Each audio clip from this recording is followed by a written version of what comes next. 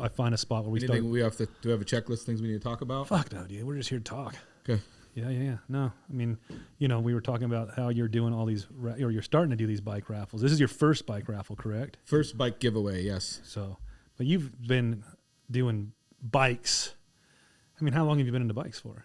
I started when I was 4, and I just turned 43, so 39 years. 39 years in Harleys specifically, or like at 4 you were doing? I started with dirt bikes, of course. You know, when yeah. you're little, 4 years old, you're a little bit small for riding a Harley. But yeah. My old man had a shovel head. You know, he was a real biker, and just riding to school on the back of his bike when I was little and stuff. And so I was around Harleys forever, and he was trying to get me it started. So he put me on a dirt bike, started on a little Honda 50, like a lot of kids did. And just started from there, and then it always has been a big part of whatever I was doing. So then you move into the racing dirt bikes and going to motocross tracks, and then next thing you know, you're working in the industry, and then you're just kind of steamrolls into this whole nonstop deal. So yeah, I started racing dirt bikes when I was a kid and wasn't very good at that, and then I ended up doing the freestyle thing and had a very non-illustrious career in freestyle motocross. And this episode of Shoot the Shit podcast is brought to you by Law Tigers. If you or someone you know has been in a motorcycle accident, make sure you call 1-800-LAW-TIGERS and get the help you need today. If you're on Instagram, make sure you check out lawtigers.ie and follow Chris for all things going on in the community, fun rides, events, and everything else in between. We'll be with him soon doing some rides and having some fun, so make sure you come check us out. 1-800-LAW-TIGERS. Ended that in a wheelchair. Ooh. And the whole time messing with Harleys too, but it was mainly a dirt bike thing for the longest time. Yeah. But I started working in shops when I was like 15 years old. So wait, for dirt bikes or for Harleys? Yeah, dirt bike shop. Okay. Yeah, motocross shop. Started doing that, going to races, and just doing all that stuff. So dealing with. Are you born and raised San Diego? No, I'm actually from the backwoods of Ohio, southern Ohio. Didn't know that. Yeah, grew up in just kind of the foothills of the Appalachian Mountains, right on the border of West Virginia and Ohio. Oh shit, that's some redneck shit. Super redneck. Is that where they did Wonderful Whites of West Virginia? A couple hours away from where I grew up where that took place. Wow. So that was a normal occurrence to see that type of creature out. Shit. Yeah, shaking pill bottles and shit. Well, luckily, I mean, that when I was a kid, it was just kind of normal party, and that stuff happened in the last 20 years. That whole opioid epidemic hit the middle of the country or whatever. So, but Ohio is a huge motorcycle state. I mean, they compete with Florida and California for the most bikes registered in the DMV system. Oh, really? So shit. Huge. I mean, there was 5 national level motocross tracks within an hour of where I grew up. Because what there was like vacant land, farmland, woods. Yeah. So people were racing. A ton of pro riders came out of Ohio.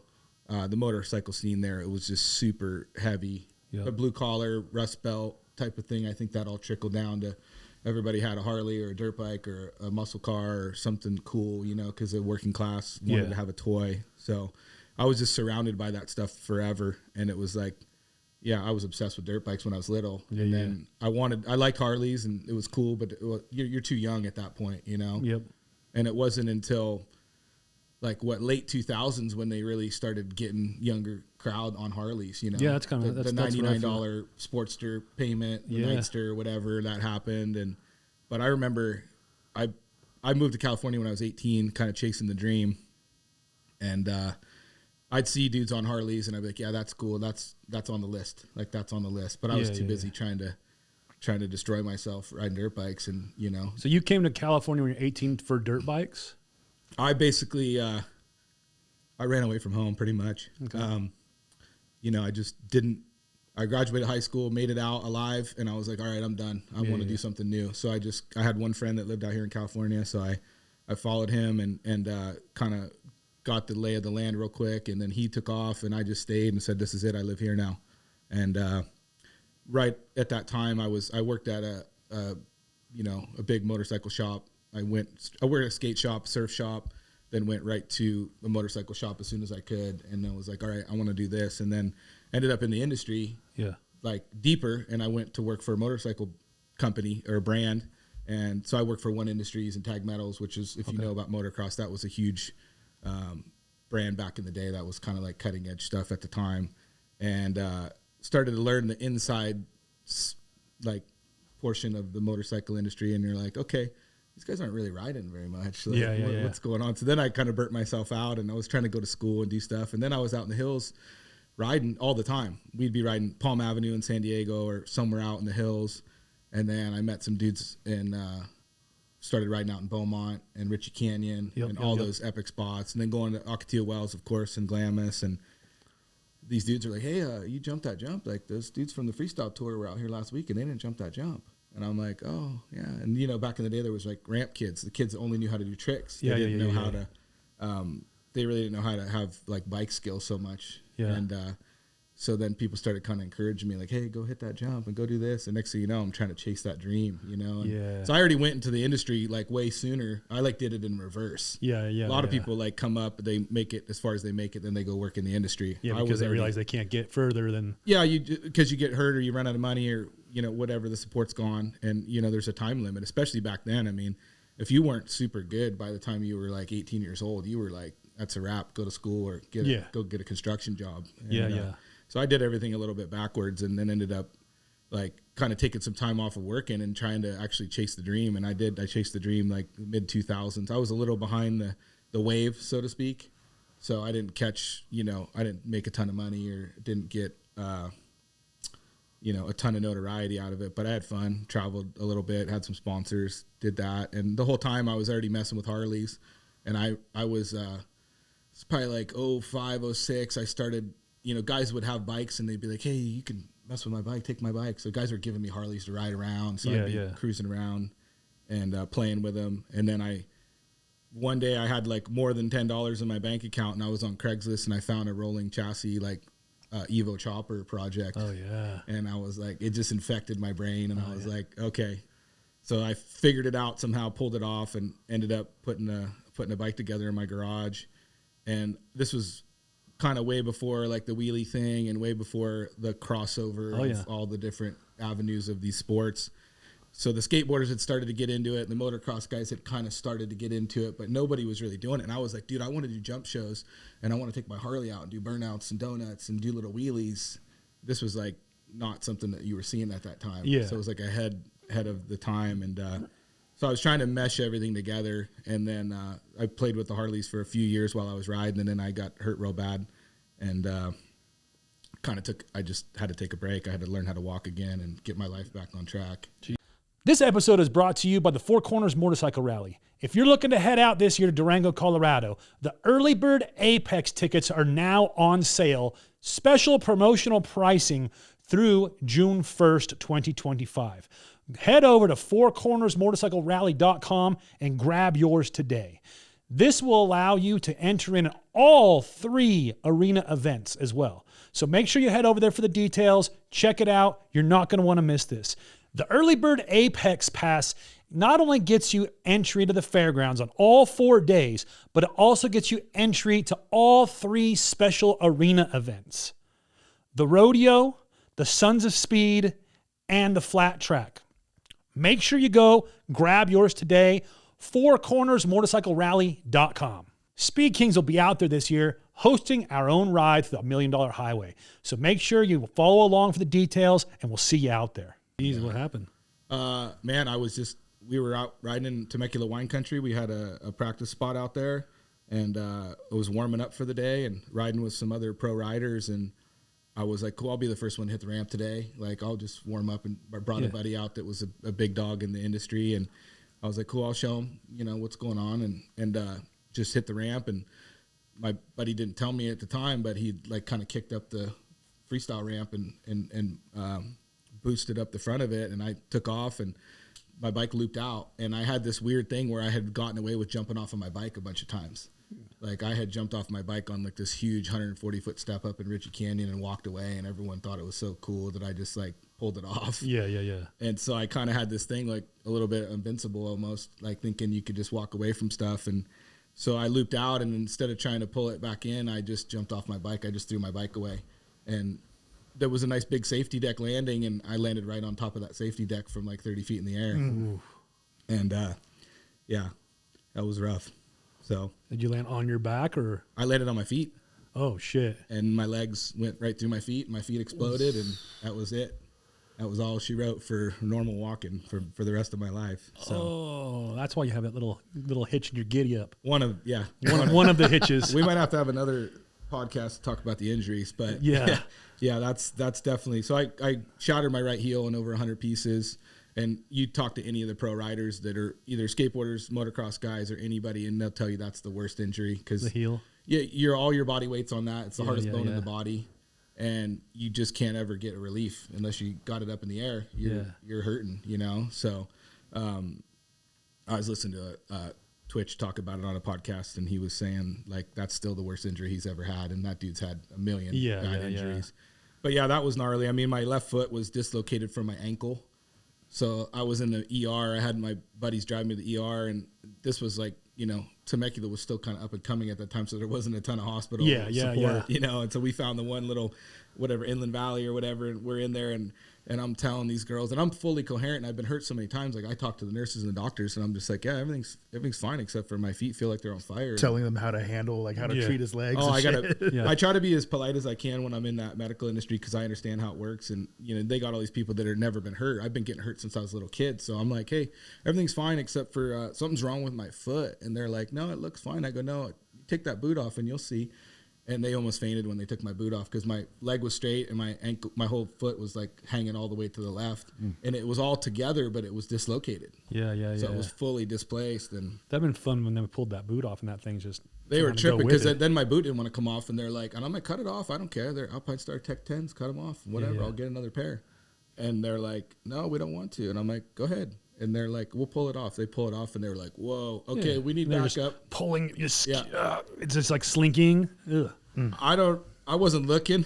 Yeah, but you know, but I could feel it, and they were looking at it, and I could tell they were tripping, and I'm like, all right, so now what? And they're like, we're gonna put it back in play. We're gonna reduce it. That's what they call it when they relocate something. And they're like, we're gonna reduce it right now. So they hit me with all the dope, you know, and gave me a couple shots of Dilaudid or whatever, and they're like, okay, and they get like the big male nurse and the doctor come, and they put my leg in a headlock basically, and they get it back in place, and they were tripping. They're like, wow, you were really messed up. And I go, you just not believe people? Like, how do you, I told you I jumped off my motorcycle 30 feet in the air. Like, what do you think I'm just going to be fine? Like, you know, so it was a trip, but yeah, so that started a long road of recovery. And I was trying to be as smart as I worked a side job doing valet parking, and I ran that program like at night, and then I could ride all the time. So I would trying to ride 3-4 times a week. And that all came to an end, and I'm like, all right, I had built my first Harley. It was a chopper, and then I wanted a Dyna, so I sold that, and I bought a Dyna, and then I was getting ready to kind of build that, and it was like real obvious that I was going to have a long road ahead of me, so I was like, oh, I better sell this thing now before it's too late. So I ended up selling, and that's kind of like, I had already been buying and selling and doing stuff, but that kind of started all these experiences were all lifestyle based. Okay, you rode dirt bikes and you worked on dirt bikes, and then you wanted a Harley and you couldn't afford to buy one, so you put one together in your garage, and then you wanted a Dyna, so you found a good deal, and then you got it, and then you're going to dial it in. And I mean, back then this was, 07, 08, 09, like you couldn't even, that was a big deal to know what length shocks to put on the bike. Like nobody knew anything. Well, even when I started doing Dynas I started doing Dynas in probably 15. Yep. I mean, at that point it was still only, there was like 5 parts that you would put on a Dyna. T-bars, fairing, if you're lucky you would find some 13-inch shocks, exhaust intake. Like that's how every single fucking bike was. Well, until that was the build. That was the build. That was it. It was. And I mean, to be fair, that's a great build. Yeah. Like even to this day, like I still stand behind that concept of like just do the basic. I used to make fun of dudes that would do a fairing on their bike before they did shocks or anything else. And I'm like, if you don't have your bike set up with exhaust and shocks and it's in the right stance, why are you putting a fairing on your bike? You see these guys in the dealership would put a quarter fairing on and sell it like that, you know, but it'd have a bob back fender and a sideways license plate, and you're like, that thing's not going to hang in the hills. You just wanted the TV show coming out, right? Oh yeah, exactly. And that started a lot of that stuff. But I mean, in 2014, the Dyna Lowrider came back out again, and that was the first time you could get a mid-glide front end with dual disc that was actually proper. I had built one kind of prior to that out of the Fat Bob parts. I think I got my first Dyna in 13. Was it was after that, because it was for sure before the Lowrider came out. Was it a modern? Was it that? My first one was a 07. Okay. Dyna. Yeah. So you had the 49 millimeter. 49 millimeter first year, 49 millimeter. Well, first non-bastardized year. Yeah, 06 was first year. 06 was a bastard year. From 06 to 13, there was no dual disc mid glide, no. which is essentially a narrow glide, what you would want. Yeah. So there was nothing out there. So I took all the parts from I got the parts from the Fat Bob. Yep. And I took them to the machine shop and we worked on everything and we converted everything and made it work in the mid glide front end. Yeah. And I sourced, I dig through the Harley accessories catalog and I found a 19-inch front wheel that had dual disc flange that was a mag that would work, because you could only use, at that time would have been a 13-spoke mag was the only other option. So I found a slotted 6-spoke that now everybody likes. Yep. And I put that bike together but it was a big deal. Like I remember people would see it and be like, wait, how do you have dual disc 49 millimeter? Like, how'd you get that? Yeah. It was now it's easy, right? You just go buy a bike. It's almost all there and you just go, Yeah. But that was a weird time, so I learned all those things just digging around cattle. And I mean, I started using the parts microfiche when I was like 14 years old. Yeah. So I knew how to do parts and look for stuff and try to find, all these weird little, what if this part number from this model put on this bike and do this with it, So, but yeah, so that started me on that route. Getting hurt like that started me like thinking about, okay, what else should I be doing? And then the doctors were like, hey, we don't know what you do for a living, but you're not going to be doing that anymore. Good time. Good talk. Thanks, Doc. Yeah. It was, dude, I was destroyed, man. I got wrecked. Yeah, you were chasing that dream and you're right there grasping it, pulling it in, slowly reeling it in. Yeah. I was riding, we had a practice facility next to Brian Deegan's house.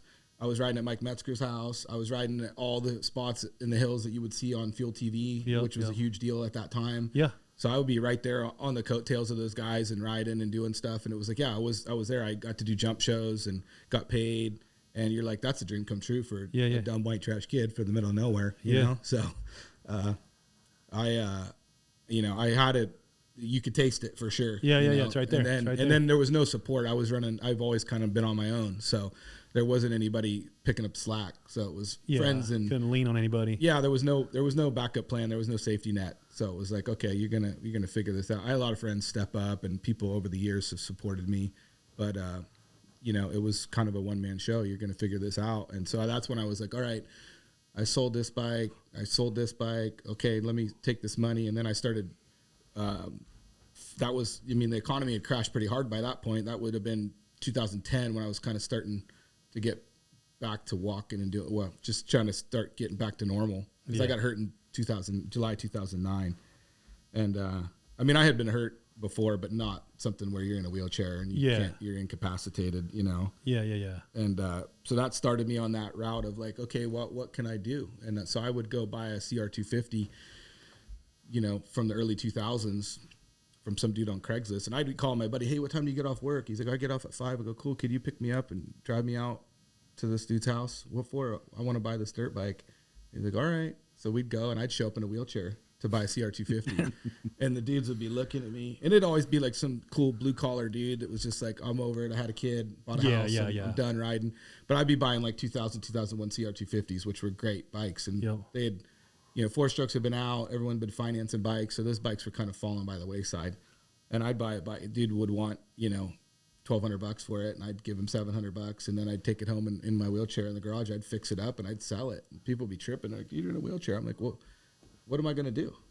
What am I supposed to do? There's not a lot of options here. Like I got to do something.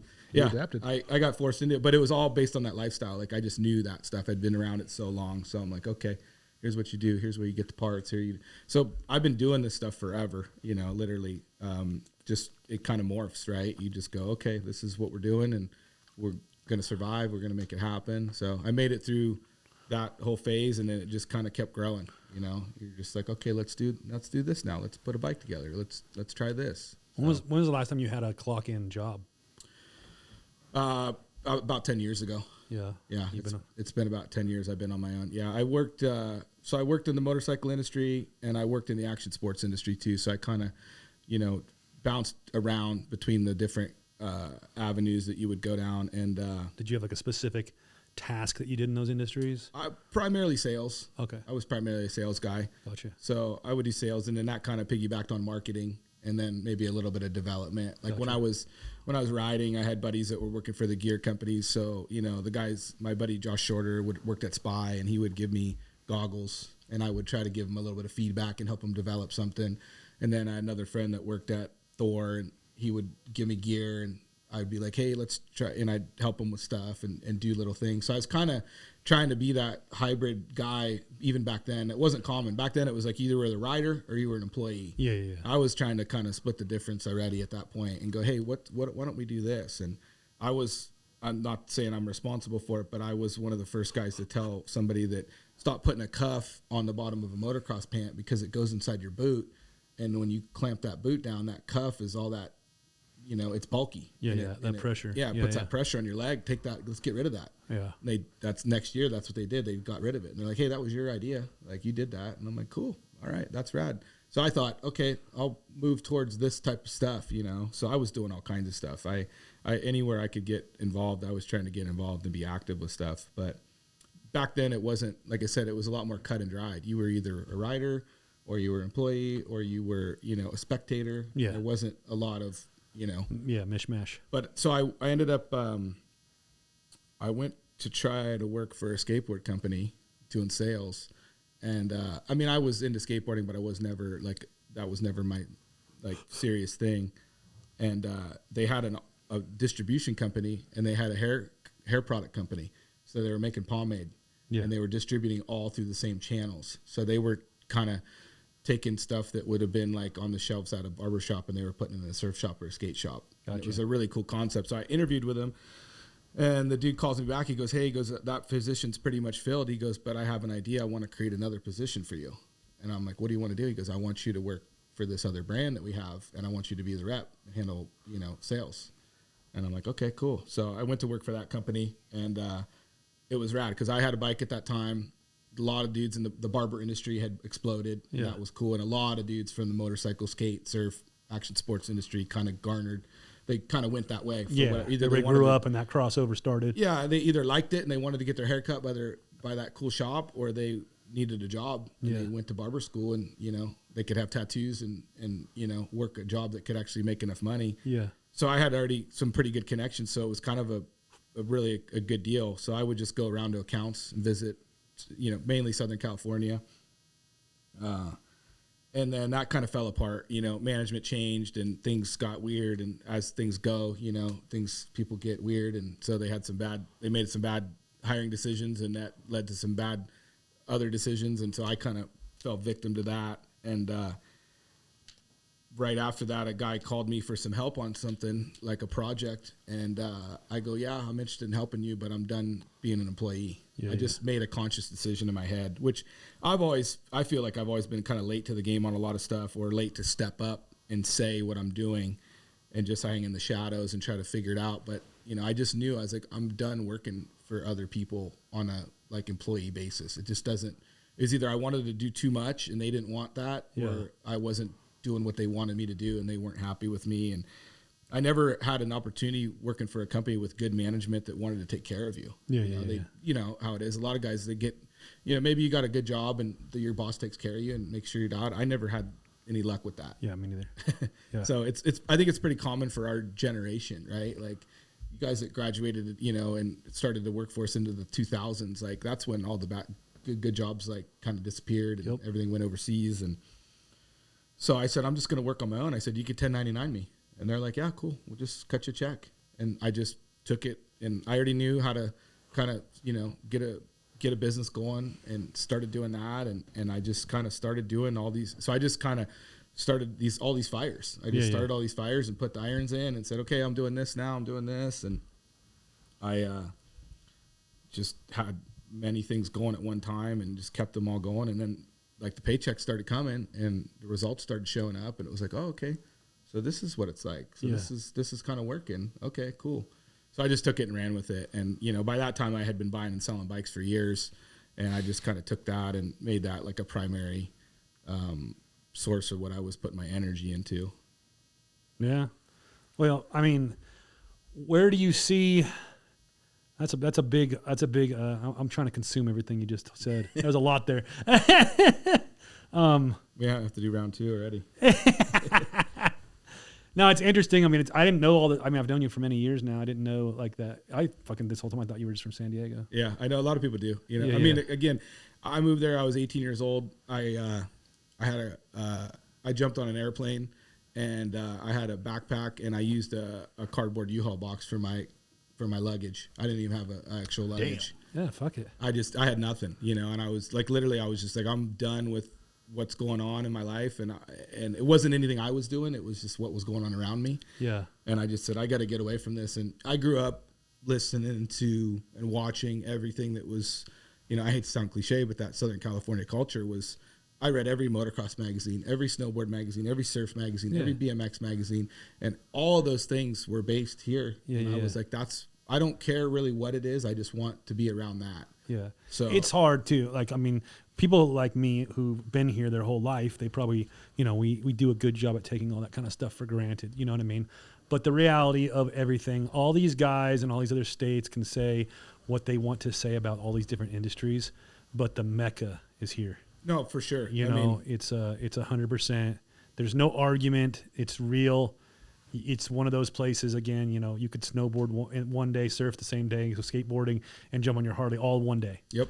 You know, right here, you know, in an hour within each other. I mean, man, when I was a little kid, I was listening to the Dukes of Hazzard theme song, Waylon Jennings, and I was listening to the Beach Boys, yep. And I was reading magazines with hot rods in them, and like just all this stuff that I was taking in, and I was watching Baywatch and Saved by the Bell, and going, oh yeah, look, Zach Morris got a dirt bike, like you know, like that's cool. And then, I mean, again, to be fair, to give a shout out to the Midwest and these other places, like, dude, the motorcycle culture was bananas huge in that area where I grew up. I mean, we were pretty far from the city. We were out there, and so the cities had money, and it would trickle down, you know? And so you would see it. If you went to a car show in Ohio, like a random Dairy Queen car show, dude, there'd be insane hot rods and muscle cars. Like those dudes did not play. And so I knew, like, and I'd been exposed to a lot of things, but I was like, this just seems like what really happened was I was like probably 15 years old, maybe 14. And I was running around with a buddy, and in the summertime, the motocross nationals go all across the country. Yep. So they go to Ohio, they go to Pennsylvania, they go to Michigan, they go to New York, they go all over. So those dudes would be running those main freeways with trucks going to these races. And just a random night, we were running around in town with a buddy, and I see a Moto XXX box van at the gas station. And I'm like, dude, those dudes are famous. Like, that's a big deal. Like, I don't know who's in there, but that's a big deal. I'd seen that dude, that truck in the magazines, you know. We tracked this dude down, and it was like, I think it was a pro rider mechanic. I think it was Kyle Lewis's mechanic. And then there was this other dude. His name was Roger. And he was just kind of a behind-the-scenes dude in the industry. And I start talking to him, making friends, and they're like, hey, we're actually set up for all the East Coast Nationals in a town like not far from here, and we got like a warehouse there, and that's where we're basing all of our work out of, and we're going to these. So anyway, I ended up making friends with these guys and going hanging out with them. Yeah. And I was like, I want in the industry. I was a little kid, and I knew. I was like, what do I do? What do I do? I turn 16 next year. Like, what do I got to do to get involved? And this dude told me, Roger Larson, he's a big shot now. He was like working for the big brands and working with the riders and stuff. I think he was real close with James Stewart and a lot of dudes in the industry. And back then I was a little kid, and I was asking him, what do I do? What do I do? And he goes, man, I'll tell you one secret. He goes, it's not what you know, it's who you know. And I knew right then, I was like, that means you got to be around. You got to be around. You got to show up. You got to be there. So, you know, if you were at a national in Pennsylvania, then that was where everyone out. That's cool. But then they leave, and then they go back to where? Southern California. So it was the target on my radar. You know, I was like, that's where I should probably go. And I wanted to be legit. I wanted to be a real deal. I didn't want to be a spectator. I wanted to be a participant. That's huge. So it wasn't for me. And I didn't take it for granted because I knew what it was like. I'd been around it. I'd seen it. I'm like, I just want to do it here where I think it'll be a little bit more attainable. You know, you could go work for the company at their headquarters. You could go to the track that you see in the You're magazines. not just working at some shop or something like that. I met every one of my heroes I got to get exposed and see all these people, from the magazines to the brands to the riders to the locations. Yeah. To go to Beaumont in the wintertime in a rainy season and ride those hills. Yeah. It's like nothing in the world. Like it's insane. Chasing the dream. That's Yeah. I mean, that's huge. And that was me. I was just a poor white trash kid that didn't know. I thought every dude that was in a magazine was a millionaire. I just thought those dudes had it made. Yeah, I mean, Crusty Demons of Dirt told me that you could make a living jumping your motorcycle. That's what I saw. Yeah. Little did I know the truth behind it. But and it's funny how like all that's come. I grew up watching those videos too. It's funny how the crossover of the industry though, like dirt bikes to Harleys, because now those guys from those videos, like we all know them in the Harley world, you know what I mean? Yep. So when I see Seth Enslow at the fucking swap meet, Yep. We're sitting there. It's the funniest shit. The last couple of swap meets though, we've been talking about our fucking chicken farming because he just got a bunch of chickens in a chicken coop and shit. And so we just sit there and bullshit about fucking chicken farming. And it's always in the back of my head because even like I'm still a fanboy of what I get to do, right? Sure. You know what I mean?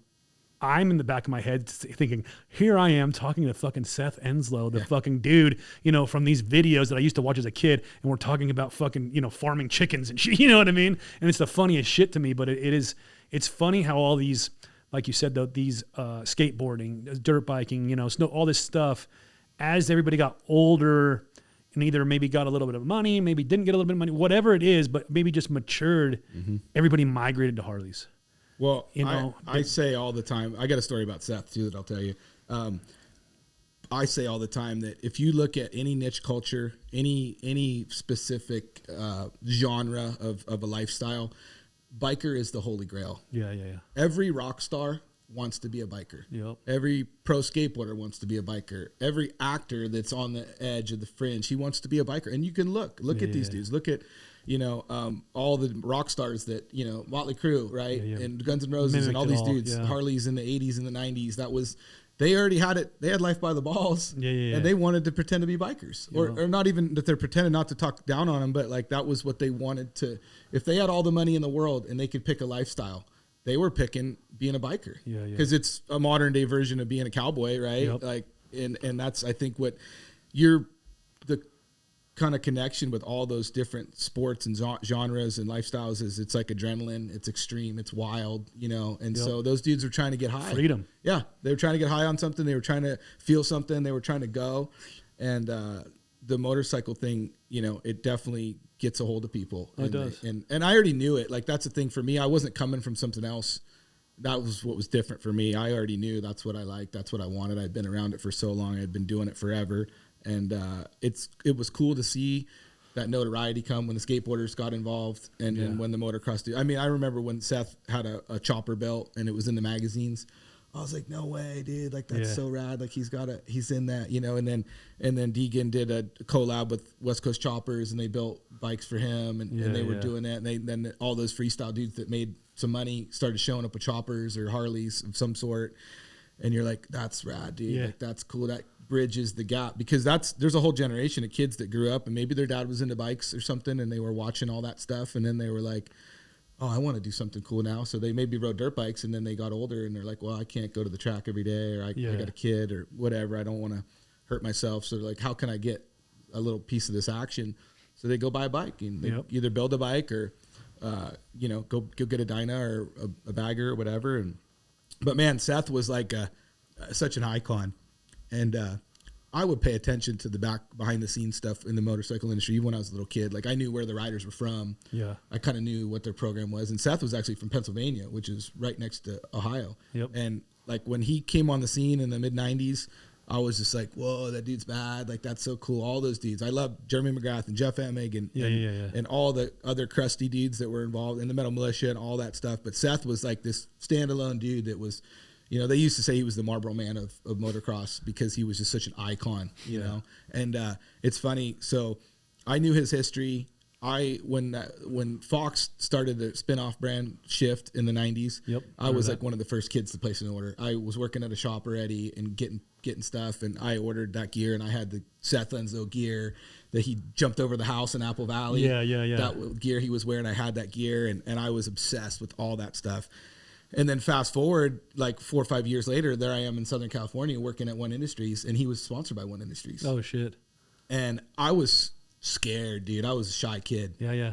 A lot of people don't believe me when I say that, but I worked through those obstacles as I grew and figured it out. But when I first moved to Southern California, nobody knew who I was. Nobody knew where I was from, and no one cared. Yeah, yeah, yeah. Oh, You didn't have nothing to offer. No. Who the fuck are you and where are you from? Where are you from, Idaho? You know, like they didn't care until I started riding dirt bikes and people realized like, okay, this guy's got something going on. And so then I started to get to know how to handle and socialize with people. But I was at Lake Elsinore. I had a little Toyota pickup truck and a YZ250, and I was out there just riding. Yeah. And I look over and there's Seth Enzo with a badass Ford pre-runner with a CR250 in the back. And I was just like, dude, and he was like 50 yards away, and I was scared to talk to him. I was just like, I wasn't always scared, but that day I was just like, I don't know what to come up with. Yeah. And then I go into the office the next day, and one of the owners of the company, Ludo, was like, I told him, I was like, oh, I saw Seth at the track. He goes, oh, did you talk to him? I go, no. He goes, why don't you go tell him who you were and who you worked for? And I go, I didn't know if that was okay. Like, I didn't know if that was cool. Yeah, honestly, I didn't even think about it. I didn't want to. Yeah, I was scared. I didn't want to bother him. Yeah, and I didn't like to be. I was never really a fan boy. Like if I didn't think I could have a conversation with you. Yeah, even if I'm a fanboy of a lot of shit, I ain't walking up to you. Well, I'm a fanboy from a distance. Yeah, and if we get an opportunity to meet, I'm gonna say hi, and I'm gonna be he's opposite. He's gonna go tell you. He's gonna it's such an honor to meet you, bro. It was Dan fucking Henderson, bro. It was Dan fucking Henderson. You get the tattoo of their autograph? I should have. We recently got to meet Dan Henderson, the old cool. UFC fighter. Dude. Yeah. We did some filming with him recently, and I honestly, I was actually nervous to talk to him because I'm definitely a fan of that dude, and we used to watch all his fights in the back in the day and stuff. And it was the first time in a very long time that I was like a little nervous to speak on camera. Yeah. And then he comes in, stop her and all over his fucking dad. Bro. I seen him right over there, and I was like, I'm not gonna go over there and like bug him. Like same thing. Like he was asking to get put in a headlock. Oh yeah. Put me I was in a just leg lock. give me a kapow on the face. I wasn't trying to risk nothing, bro. But one of our friends is like, he's like good buddies like with Dan, so he was just like, yeah, I'll bring him over. And I was like, don't bring him over here. Like, what the fuck, man? And he was like, I was like, hey, Dan, don't hit me. It's funny how that works. Like that, starstruck, I guess they call it. For sure. It's weird. So like, without getting into super deep detail, like I grew up super real is what I would tell people. Super real, super gnarly. So everything was real all the time. There was no messing around. It was just gnarly. Like a strict household? No, wild. Oh. My dad was a biker. My mom was a hippie. I seen a lot of stuff that kids shouldn't see and just exposed to a lot of stuff. So grew up quick. Yeah. There was no safety net. There was no padding. It was, you were going, chaos. Whatever was going on, it was chaos. So I guess because of that, I learned that I wasn't interested in being a fan of things if it wasn't something I could be involved with. So if I couldn't participate in what you were doing, I was not going to watch it. I wasn't going to be a spectator. I'm not good to this day. I'm not good at watching racing. I'm definitely not good at watching ball sports or anything. I was never exposed to that stuff. If I can't be doing it or exposed to, or in the inside of it, I don't really get attracted to it. So the only sport that I ever kind of find myself watching is UFC, and I like the bare knuckle boxing. Yeah. But like even like you said, racing, which is funny because like I'm managing a bagger racing team now. Yeah. I could give two shits about it until the moment I started managing. Yeah. The first race I went to after managing now you're in it. I have skin in the game now. I'm at the wall. I'm timing these guys going on the laps and shit. Like I'm like, oh, this changed my whole perspective because now there's like a little skin in the game. You know what I mean? That's how I was. So I with completely everything. know exactly what you're saying. So, I thought it was weird. So to circle around on that story, so I'm looking at Seth Enzo in that parking lot at Lake Elsinore motocross track, and I'm thinking like, that's so rad, dude. That he's an icon, and like I didn't talk to him, and so then my boss was like, you should have. And that Ludo is still around today. He owns 100% Goggles now, and super iconic dude in the industry. And he kind of took me under my wing. I was an 18-year-old kid. I was scared. I was dumb. I was lost, and he would take me places. He would take me to Glen Helen, and we'd be racing with the dudes from the magazines, and then Jeremy McGrath would show, and I was just like, it was like literally just a dream. I just couldn't even believe it. But he would always just kind of give me little pieces. I didn't do the best job with all of it, but I learned how to handle and like deal with people. But so that day I never talked to Seth. I talked to my boss. He told me what I should have done, and then I never really saw him again.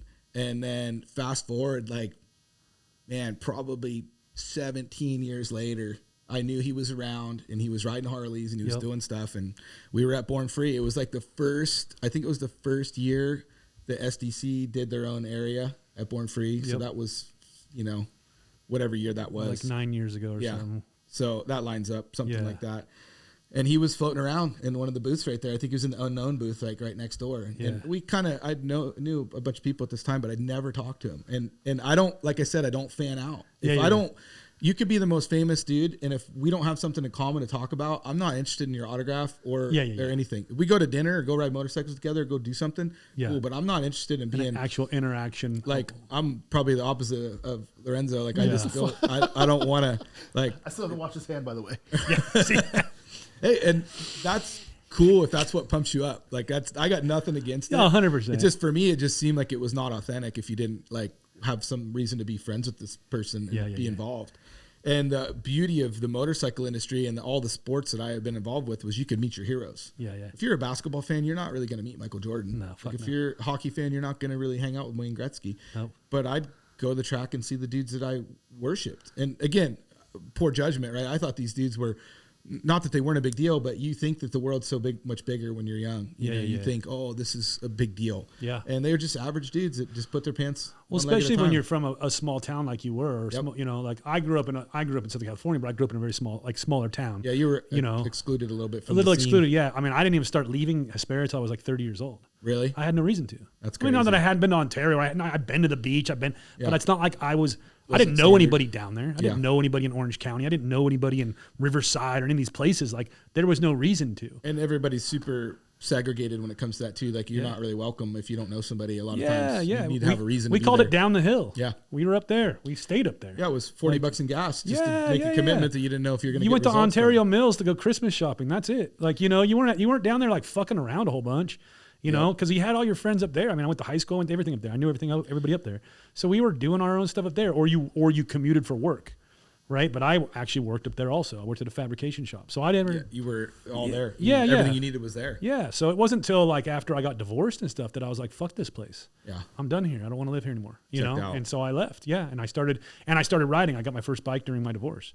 And I started riding motorcycles, and I got my first Harley was a 69 Ironhead, built a chopper out of it and shit. You had a midlife crisis. Yeah. Had it early, or on time. I don't know. We'll see. We'll see in the next couple. Good point. And then I bought I was like, man, I want to go further than an Ironhead's gonna go. Mm-hmm. And I bought a 96 Dyna Wide Glide. Nice. Yeah, dude. And I was like, now I'm leaving the desert, and I fucking left, and I started riding all over the place. Reliable enough. Yeah. I mean, at that time, this was. Let's see, what year was this be? What year? How old am I today? I don't know, fucking 13, 14 years ago it had to be. So, at that time, that was still a sweet bike, And, well, just suspension and reliability was a huge thing, especially if you're coming off a chopper. Oh, you know? And I mean, the Evo, kickstart chopper. Evo motor is a great motor, and that was a great bike, and that was the last. That bike was the day I bought that bike, I bought it down in like Montclair or something, off fucking Craigslist, Had my buddy drive me down, and I said, hey, I'm going to stay with you on the freeway for a little bit till I get used to the bike, I didn't even have a license or nothing, we were just buying bikes and riding bikes, And I was like, but then I'm going to take off and I'll meet you home. Man, that on-ramp, I'm like, whoa, and I was gone. And I mean, going from a little fucking Ironhead to an 80-inch Evo, fuck, that bike was so fast, dude, You're like, this thing's going to fucking blow everybody's doors off. It felt like you could it was overcome fun. some obstacles on that thing. Yeah, broke down all right up when I got home. Yeah, it's funny how that works. It just opens doors for you. So to finish that story, so I was at Born Free and I see Seth and I just go over and I go, hey man, I'm not like a fanboy, but dude, like I gotta tell you this story. And I told him the whole story and and he's like, that's rad, dude. And he's just like a normal dude, but I fanned out on him because I was like, dude, you're an icon. And it bums me out that a lot of dudes from that era are working construction now and they don't have some sort of killer like ambassador deal. I really believe that behind the scenes those dudes should be compensated for the way they creating the whole environment. Oh man, they paved the way for so many people and so many lifestyles and put so many brands on the map. But it's just the nature. It's all what you do though, right? I mean, you have the same people that like in almost the same era like Twitch and stuff like that. That was what he was just like he was behind Seth, but not too far, right? Yeah. I mean, I'm not really familiar with the motocross time frame, but I kind of try to, in my brain, it's not too huge of a gap. I mean, there's definitely some luck of the draw. Then there's some good decisions and bad decisions. Some of those guys just got hurt, and some of them, when they got hurt, they got hooked on pills. Some of them pulled out of that and figured it out, and some of them didn't, and some of them bought a house with their first paycheck, and some of them bought drugs, and some of them bought toys. You know? So it really depends on how. I mean, Jeremy Stenberg is a great example of that. Like, he came from East County and just made it, white trash kid. I used to ride with his dad all the time. I used to hang out with his dad, and his dad was just this normal East County white trash, like, construction worker dude that was super rad. And you just see those, you know, and he picked it up. He did. He took that and ran with it and did something. And now he's an iconic. There's only so much room. That's the problem, right? There's only so much room for You're only going to like, the sponsors can only afford to pay so many guys, and there's only so many people. But that's cool because he was a real lifestyle dude. Like, he was a true version of what he is. It wasn't a show. That was him. That was his deal. Like, he still seems to be the same exact fucking dude. And then that's cool because all those dudes, the unknown dudes, kind of paved the way for everyone to transition. Because the unknown dudes were dirt bike kids that jumped on Harleys and started doing wheelies, and they put it on the internet. They put it on YouTube. And Harley Wheelies 1, Harley Wheelies 2. And then the motocross dudes picked up on that, and they made a connection. And now, look, you go to a NASCAR race and Monster Energy stunt shows. That's wild. Is Twitch and Axel Hodges and the unknown dudes doing wheelies, you know? It put all those pieces. I was there for all that. I watched all that happen. When I first got a Dyna, I was already riding wheelies on my chopper. I had an Evo chopper, and I learned that I could do wheelies on it, and I started doing wheelies, and it was a big deal.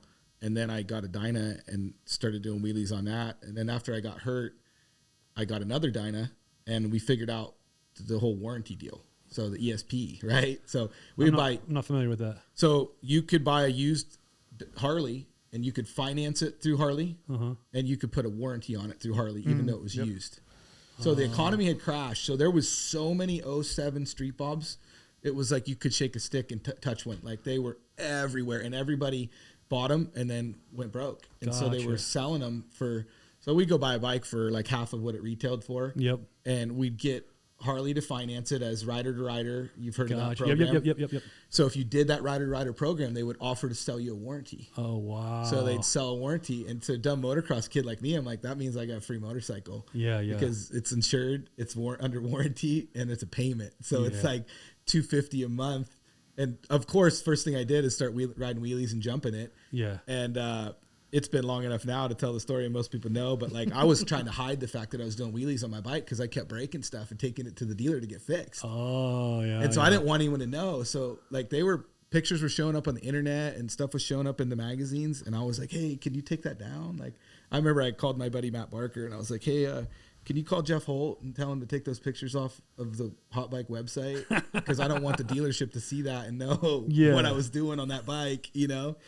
So I was trying to hide the fact that I was doing, and the dudes, like, some of the guys at the dealer would be cool, but a lot of them didn't like you, and they knew you were doing something stupid. But there was no parameters. There was nothing in the contract that said you couldn't do wheelies. What the fuck did they care? You're getting paid I broke 3 sets of crankcases in 1 year. Holy shit. Before anybody knew what was happening or why it was happening. I was banging wheelies on a Dyna, and I was just like, stuff would happen and you would break the crankcases. And I'd go in and be like, I don't know what happened. And they'd be like, okay. And they'd put a new motor in it. I don't know what happened. What'd you do? Ride off a curb? Yeah, maybe. Railroad tracks? A pothole? They couldn't figure it out. And then, because it's not supposed to do that. Exactly. And nobody knew that you were, and it was because those bikes were rubber mounted, and you'd get so much flex, and those front tabs would just break off the motor. And, you know, I didn't even have the money to take the motor out and have somebody weld it. You know, I remember, Cade Gates was fixing those motors, and Kibby Tech was fixing those motors. It was a big deal. And especially if you could, some of those guys would fix them in the bike. And they'd hurry up and weld one up and put some little gussets on it and fix it. And it was just part of the deal. But I was hiding the fact that I was doing any of that stuff. And I also had developed a distaste for getting paid to ride a motorcycle because of the motocross career. I already knew that, like, no one cares tomorrow when you get hurt. No one cares. You're not going to get paid. Like, you're not going to get paid enough. It's not gonna work out. So I didn't want to get paid to ride a motorcycle anymore. I just wanted to ride a motorcycle for fun and freedom, and it changes things too. I think when you get paid to do certain things, it's like when you're doing it because you love it, you're doing it for the passion of it.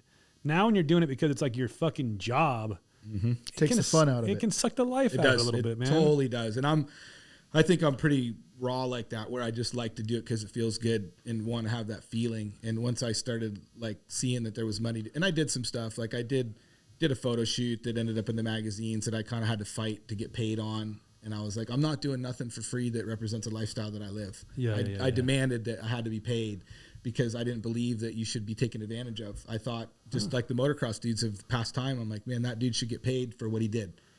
I just think it's important to maintain that lifestyle. You're not trying to make somebody rich, but you should be compensated for the sacrifices you made. And just like you go punch a time clock and run a machine, you should be getting paid to if you punch the time clock of life and were an icon of some sort or did something important, you should be compensated for that. So I was doing photo shoots for the magazines. I ended up doing a Harley commercial, and being involved in that side of it and seeing what was happening. And I'm like, okay, cool. There's something here. I didn't necessarily want to ride, and I just thought that, I was like, this is just you're gonna get burned out, And then Unknown Dudes did a killer job of taking that to the next level and doing that, and all the other dudes that have come since then. There's a ton of dudes that came out and picked that up because they had those either bicycle or dirt bike skills. They either rode BMX or they rode motocross. If you rode that shit and you jumped on a Harley, it was no big deal. It was, and that's the thing. I watched some of these dudes on these Harleys, and I rode dirt bikes as a kid, but I wasn't any good. We just desert road, you know what I mean? Playing around, trail riding. Yeah, just fucking off, you know what I mean? Which is great. But, it's a blast. But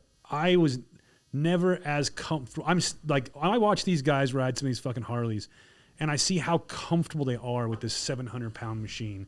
Like, just the little things that they do that, like, I know I'll never be, and it's not I'm doing wheelies or any kind of fucking twisty do or fucking burnout or anything. Just the comfortability you could see they have in that seat. Yep. Me, I'm always a little tiny bit struggling to keep it just on two wheels. You know what I mean? And I'm a pretty decent rider, but I'll never be as comfortable as that guy who's like sitting side saddle somehow, doing a fucking burnout, doing crazy. It's just like and crazy, and it like it's second nature. It doesn't even. The balance part and the thing that they're just on this line doesn't even click in their brain. They're so comfortable on that bike. Yeah, I remember when I started riding motorcycles probably last year. Yeah, I think it's like 13, 14 years ago. And then that's when I remember the first time I hung out, we went to a Death Squad show up in Vista. Mm-hmm. At the tattoo shop? Yeah, yes. Yeah, I was probably there. And my friend was just like, yeah, dude, these guys are going to be wheeling Harleys. I was like, nobody's wheeling fucking Harleys, bro. Like, and he was like, and mind you, at this time I had an 08 Super Glide. It was my dad's bike, and then Cholo Glide. It had the 14-inch apes on it, forward controls or whatever. And then I show up, and my friend, who I knew in high school, he was just like, yeah, come with me. We're gonna do a Death Squad show. I'll meet up with my friends. So I meet up with these guys over there by Fernie's. Yeah, and so I pull up and. I'm like, how come his bars are different than my fucking? I knew nothing about the fucking culture or anything like that. Yeah, you just thought your bike was the way they came. Just what my dad had. Yeah. And so then I see these guys with fucking T-bars, pullbacks and shit. And I was like, you knew nothing about Sam Crow at that time. I had the half lid fucking just hanging there. I was like, I'm in the lineup. I'm like, well, this bike looks nothing like these fucking guys' bikes. Whatever I go out there, like you're tripping because the dude's wearing a full face helmet. Dude, I'm just like that's got to be uncomfortable. I was oh, my knees in the breeze, brother. Dude. And I'm watching these guys just wheeling these fucking bikes. And I wasn't up close because there was a big old, by the time I was able to get close, a big old fight fucking blew out over there. So we ended up dipping out. But then I had a couple of friends who would kind of wheelie it. And I don't know if they were dirt bike guys. They were kind of like wild the way that they would wheelie it, like coming down hard. And you know what I mean? Like it was just a jerky motion that I was seeing, like, except for one dude, he was smooth.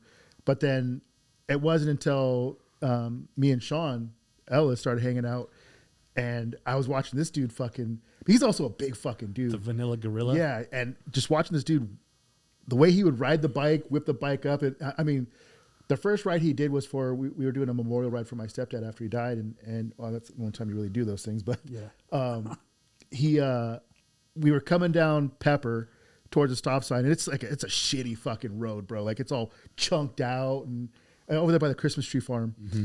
And I just see this dude, he was late to the meetup, and he's making a left. He's turning. As he's turning, he just all over the shitty road. Like, and when I'm watching guys do wheelies, they always said, like, dude, like, you're gonna fucking, if you hit like a rough spot in the thing, whatever, you're gonna fucking loop out or something bad's gonna happen or whatever. This dude did not give a fuck, bro. Just Oh, Sean doing that? yeah, just the way this dude just fucking just whips it up and just moves. I was like, I didn't know he used to be a rider. Yeah. Back in the day, like he used to ride.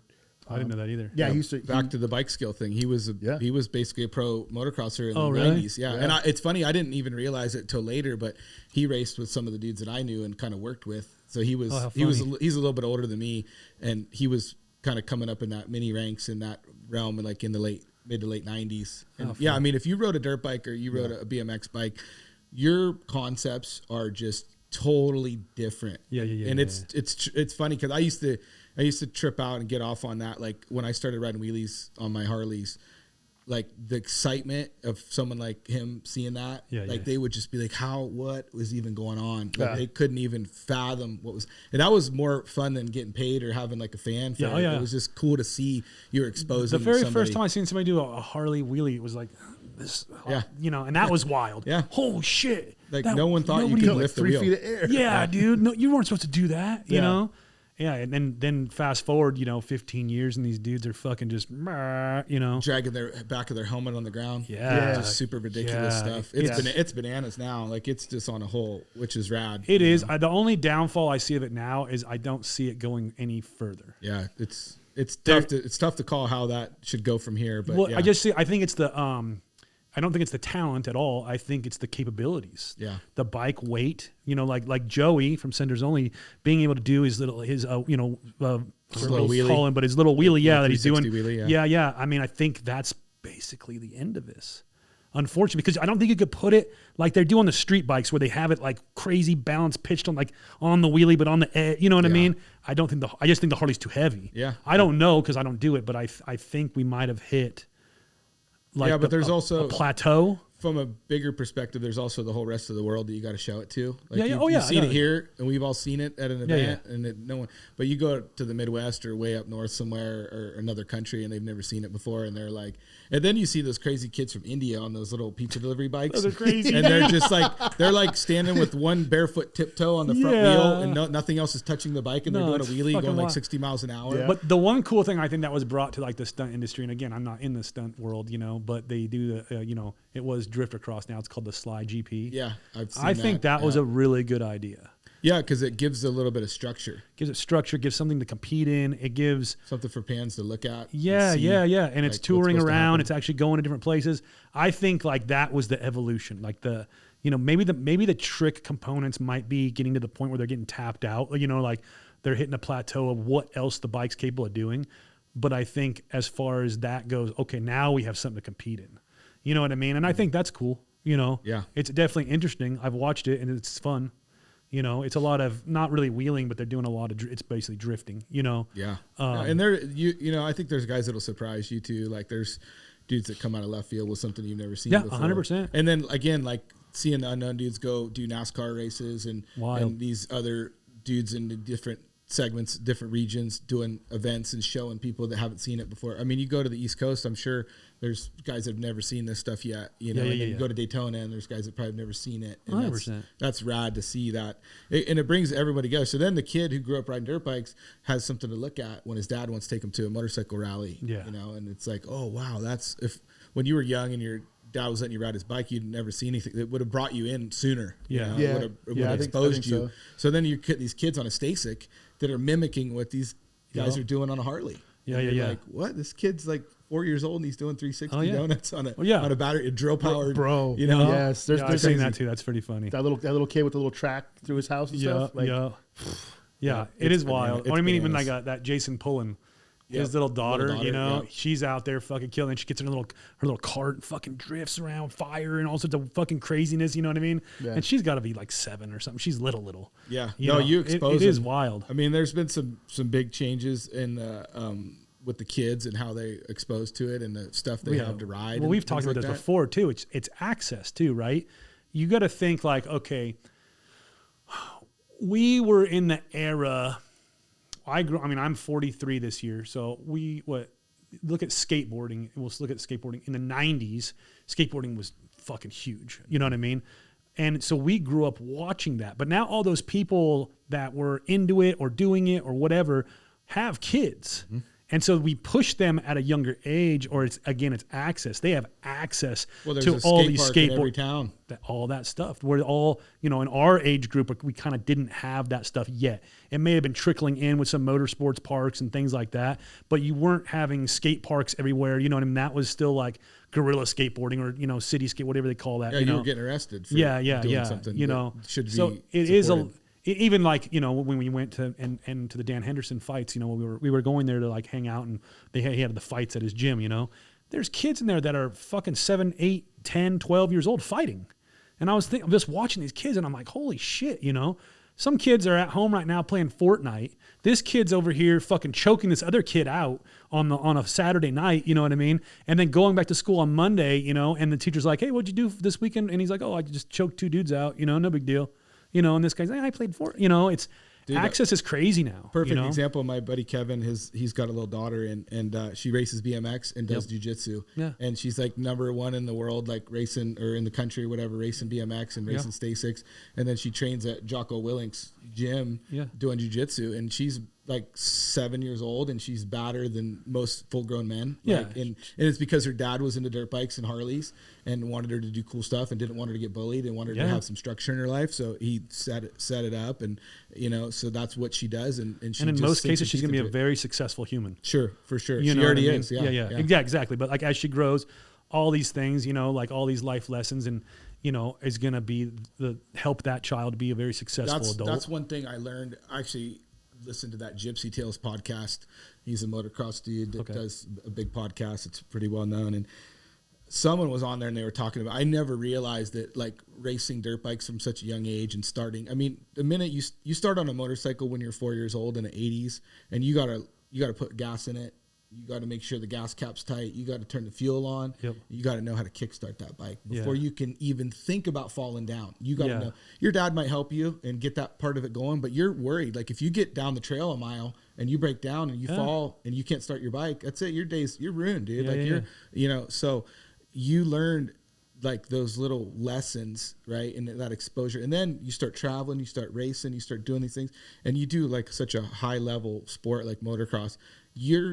Then you go into the regular world and you're like, dude, this is cakewalk. This is just a speed bump, dude. Like this, I used to jump over houses. Now, like you're worried about getting this paperwork done or getting this job done. Yeah. And I didn't realize that I was being, because it was hard, dude. Like it was kind of a miserable life, like racing dirt bikes and then trying to be a freestyler. Like the amount of time I spent downshifting my little Toyota going up and down the 15 to go ride, like it was kind of miserable. You would have little like wins here and there, but and then you learn later that like, oh, most people don't get exposed to this type of stuff, so they don't have that. You get like a work ethic and a strive and a drive and like a kind of like you don't want to quit. You don't like survival. And that's why I have a million horror stories about injuries and things going wrong, and I just keep coming back because I'm just like, it's not worse than the other things I've been exposed to. So like somebody was talking to me recently about something, and I was like, well, I've laid on the side of the road with a broken back. I've laid in the dirt, beat to death. Like I've been beat down every which way you can. I'm not gonna stop. Like, it's just, someone was talking to me about driving cross country and like how gnarly that is and how hard it is. But a lot of people can't drive from here to San Francisco, let alone from here to Florida, without going crazy. And I'm like, well, I've just had so many miserable experiences. That's easy. Like I got a vehicle that's reliable, and I got air conditioned seats, and I got a stereo, and it's like it's not ideal. Make some phone calls. Yeah, exactly. You got. I don't mind driving cross country at all. Yeah, I think everybody's different. Yeah, of course. But it's what you've been exposed to too. Like, are you able to? Like, a lot of people get in the car and they fall asleep like immediately. Oh yeah. Or they just can't go forever. And I'm like, I don't know what it is about me, but I like that part of it. I'm burned out on it now. But the challenge of staying awake. Yeah, I mean, and it's like would you rather stay awake or miss your mortgage? Like that's the way I look at it. I prefer to drive with somebody because I have moments like where you're hours in and you're just like, I think everybody's kind of now. I used to want to take people with me, and now I realize that I'm just so much more efficient when I'm by myself. And I'm learning about.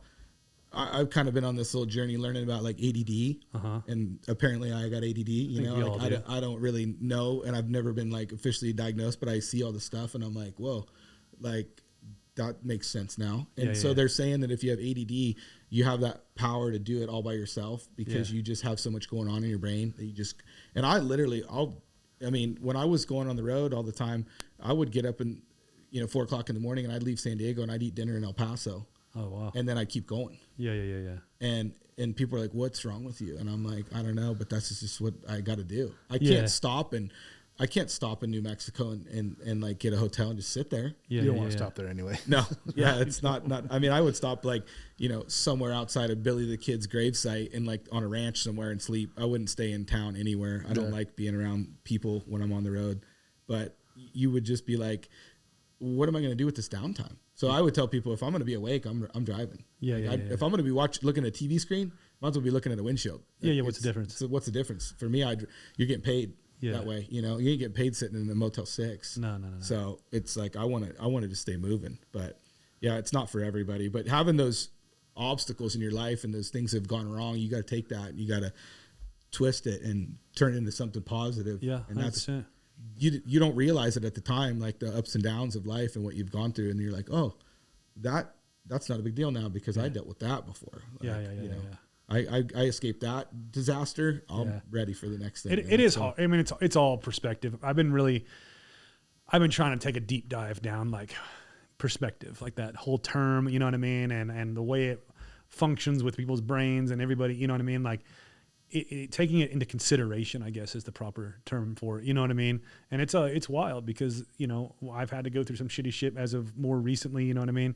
And it's all perspective when you're done or, as you're going through things, it could change you. It can fucking, make you unappreciate things or whatever, you know what I mean? But it also can make you appreciate a lot more stuff because, there's a lot through it. You're definitely right. Like, I think, it's funny. We were talking earlier before we started and he was asking me about Albuquerque, and he was like, it's kind of rough. He's like, how'd you like it? And I was like, I think I liked it for like all the wrong reasons, but I think Albuquerque was like the hardest 10, 12 years because I seen so much, done so much, and I experienced so much, like some of the worst things ever, like out there. I mean, there was a point in my life where I was sleeping in my back of my truck.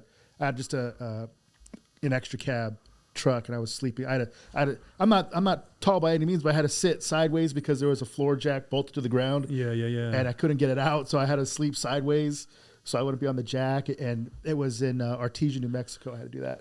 What kind of truck was it? F-250. Okay, yeah. So at least it was a full size truck. Yeah. Yeah, you can't. No, it was just extra. It was just an extra cab. Extra cab is not a lot of room. No. It had the little bench. At least it wasn't an S10 though. Jump seat back there. Yeah. So, and I'd be out there.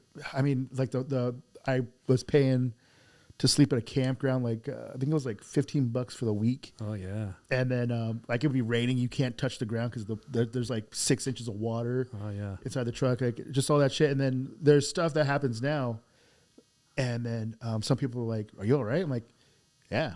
I've seen way worse. I was like, "This is nothing." Like, and then like whenever like I start, because I do have my moments where I'm just like, "Fuck, bro!" Like, I can't catch a break. But then I'm just like, I've experienced this where, you know, without going into details or whatever, but like I've come so close to this and that, you know, and then I go back to, depending on how shitty I think I'm about to feel, I start thinking about the shittiest things like I've been through. Like I try and match like the degree, I guess. Like, I was like, oh, I've done this before. And like, oh, I fucking almost died here before. Like, this is nothing. This is nothing. Yeah, you know what I mean? Like, it's like that, like Steve said, that perspective, it helps you. Cause then you're like, you know, you're having a bad day. You're stuck in traffic and you're driving a nice truck. You're going home to your house or your family or whatever you have.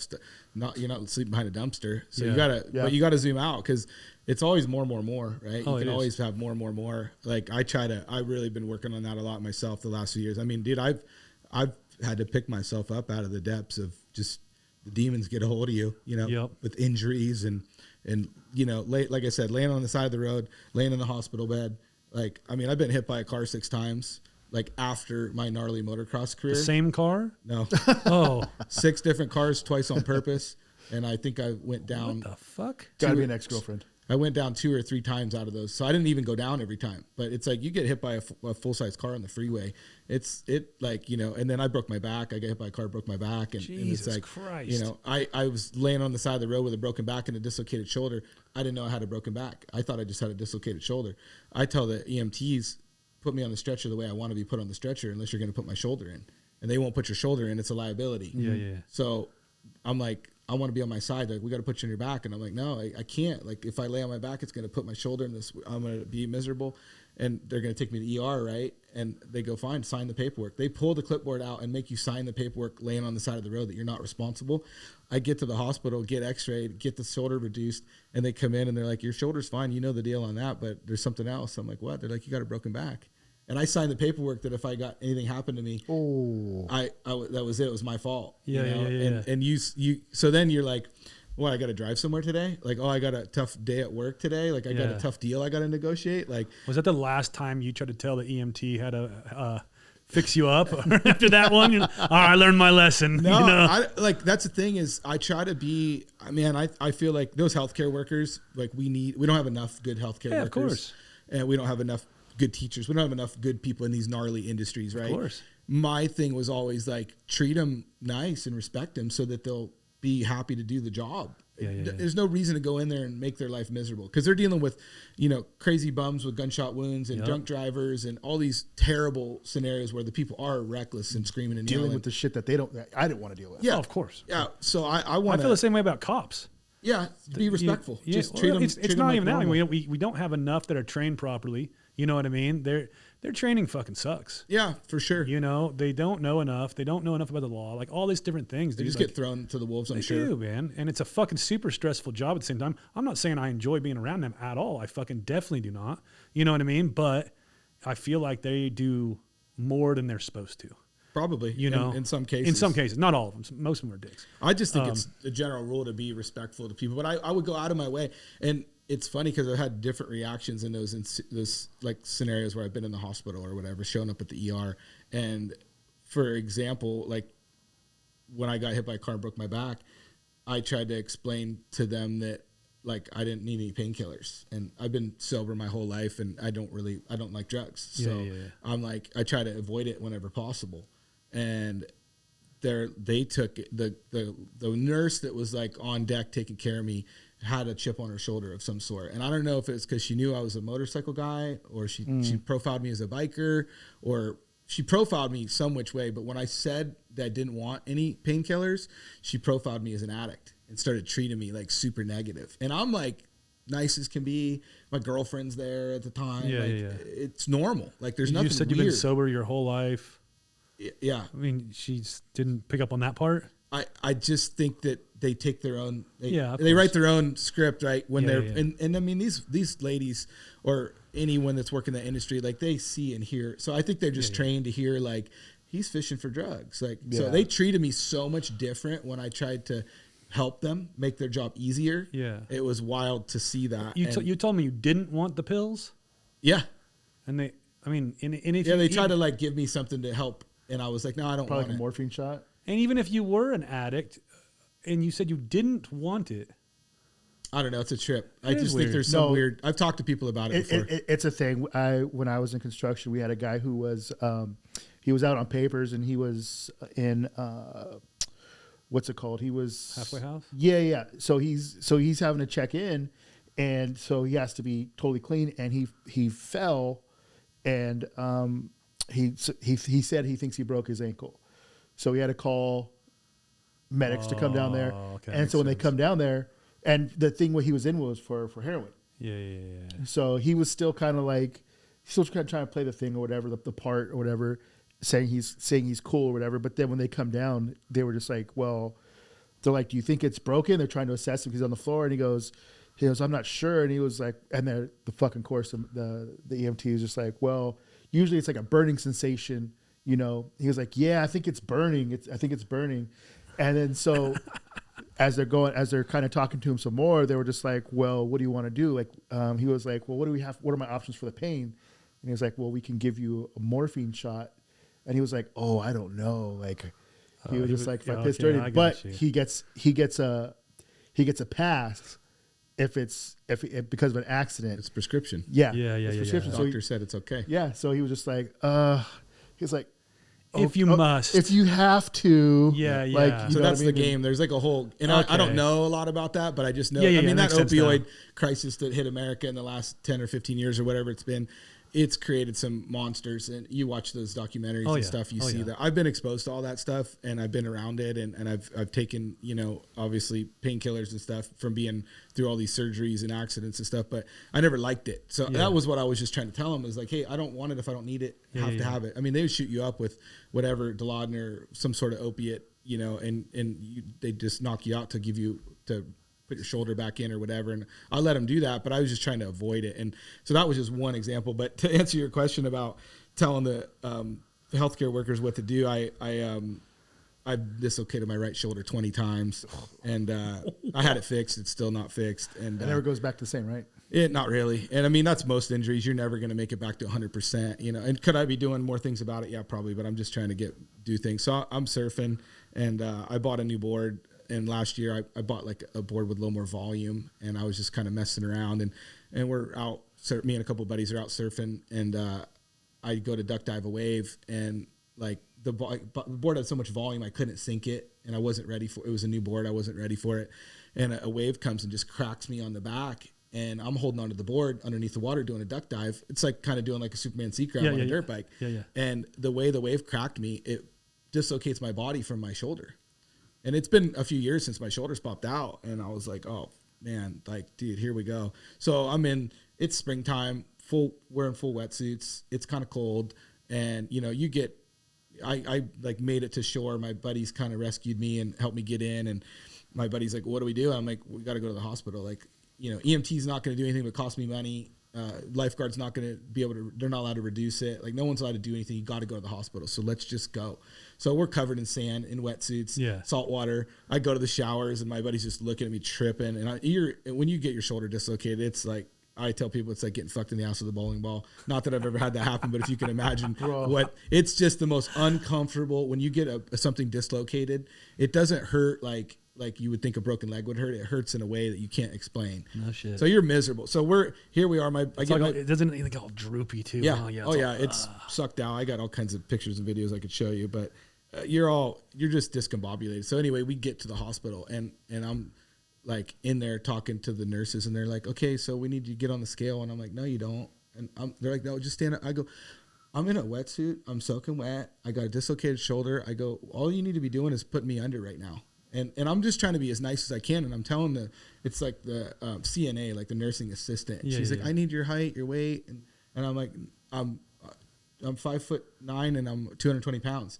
Oh, we need you to get on the scale. And I'm like, no, you don't. I'm not getting on the scale. Like, take me to the room right now. Like, and I'm just trying to be nice about it. But they're like, it's like a university hospital. Yeah. And I didn't know this till later, but they're basically writing a thesis on your whole entire process as they go. So they're trying to document every little thing that's going on. And I'm like, hey, I don't mean to be rude. I don't mean it. So then I get into a room with a nurse, and it's a male nurse, and he's cool. And he's like, man, he goes, what do you want to do about your wetsuit? I go, cut it off. And he's like, no way, that's an expensive wetsuit. I go, cut it. Dude, I don't think you understand. Like, this has already been an hour. Like, you don't want this thing out for more than a minute. And you're out there for an hour. Because every minute that goes by, your ligaments are stretching out. Everything's getting damaged even worse. So the sooner they put it back, the better it is. And it's so bad now, I can't get it to go back in. So it's like, you got to go to the hospital. But it's terrible. So I'm in there trying to tell the dude, like, hey, man, I go, look, you're going to have to reduce the pain first now because it's too late. Like, I'm too far gone. You're not going to be able to put it in. You're going to have to knock me out. So then I talk him into cutting my wetsuit off. Then the doctor comes, and it's a nice younger girl. And I'm like, hey, like, again, I want to be respectful. I don't want to tell you how to do your job, but you're going to have to knock me out. Well, let me see your hand. They do these tricks where they try to trick you when you're in the hospital room. And so they're like, hey, let me see your hand. I just want to touch your fingers.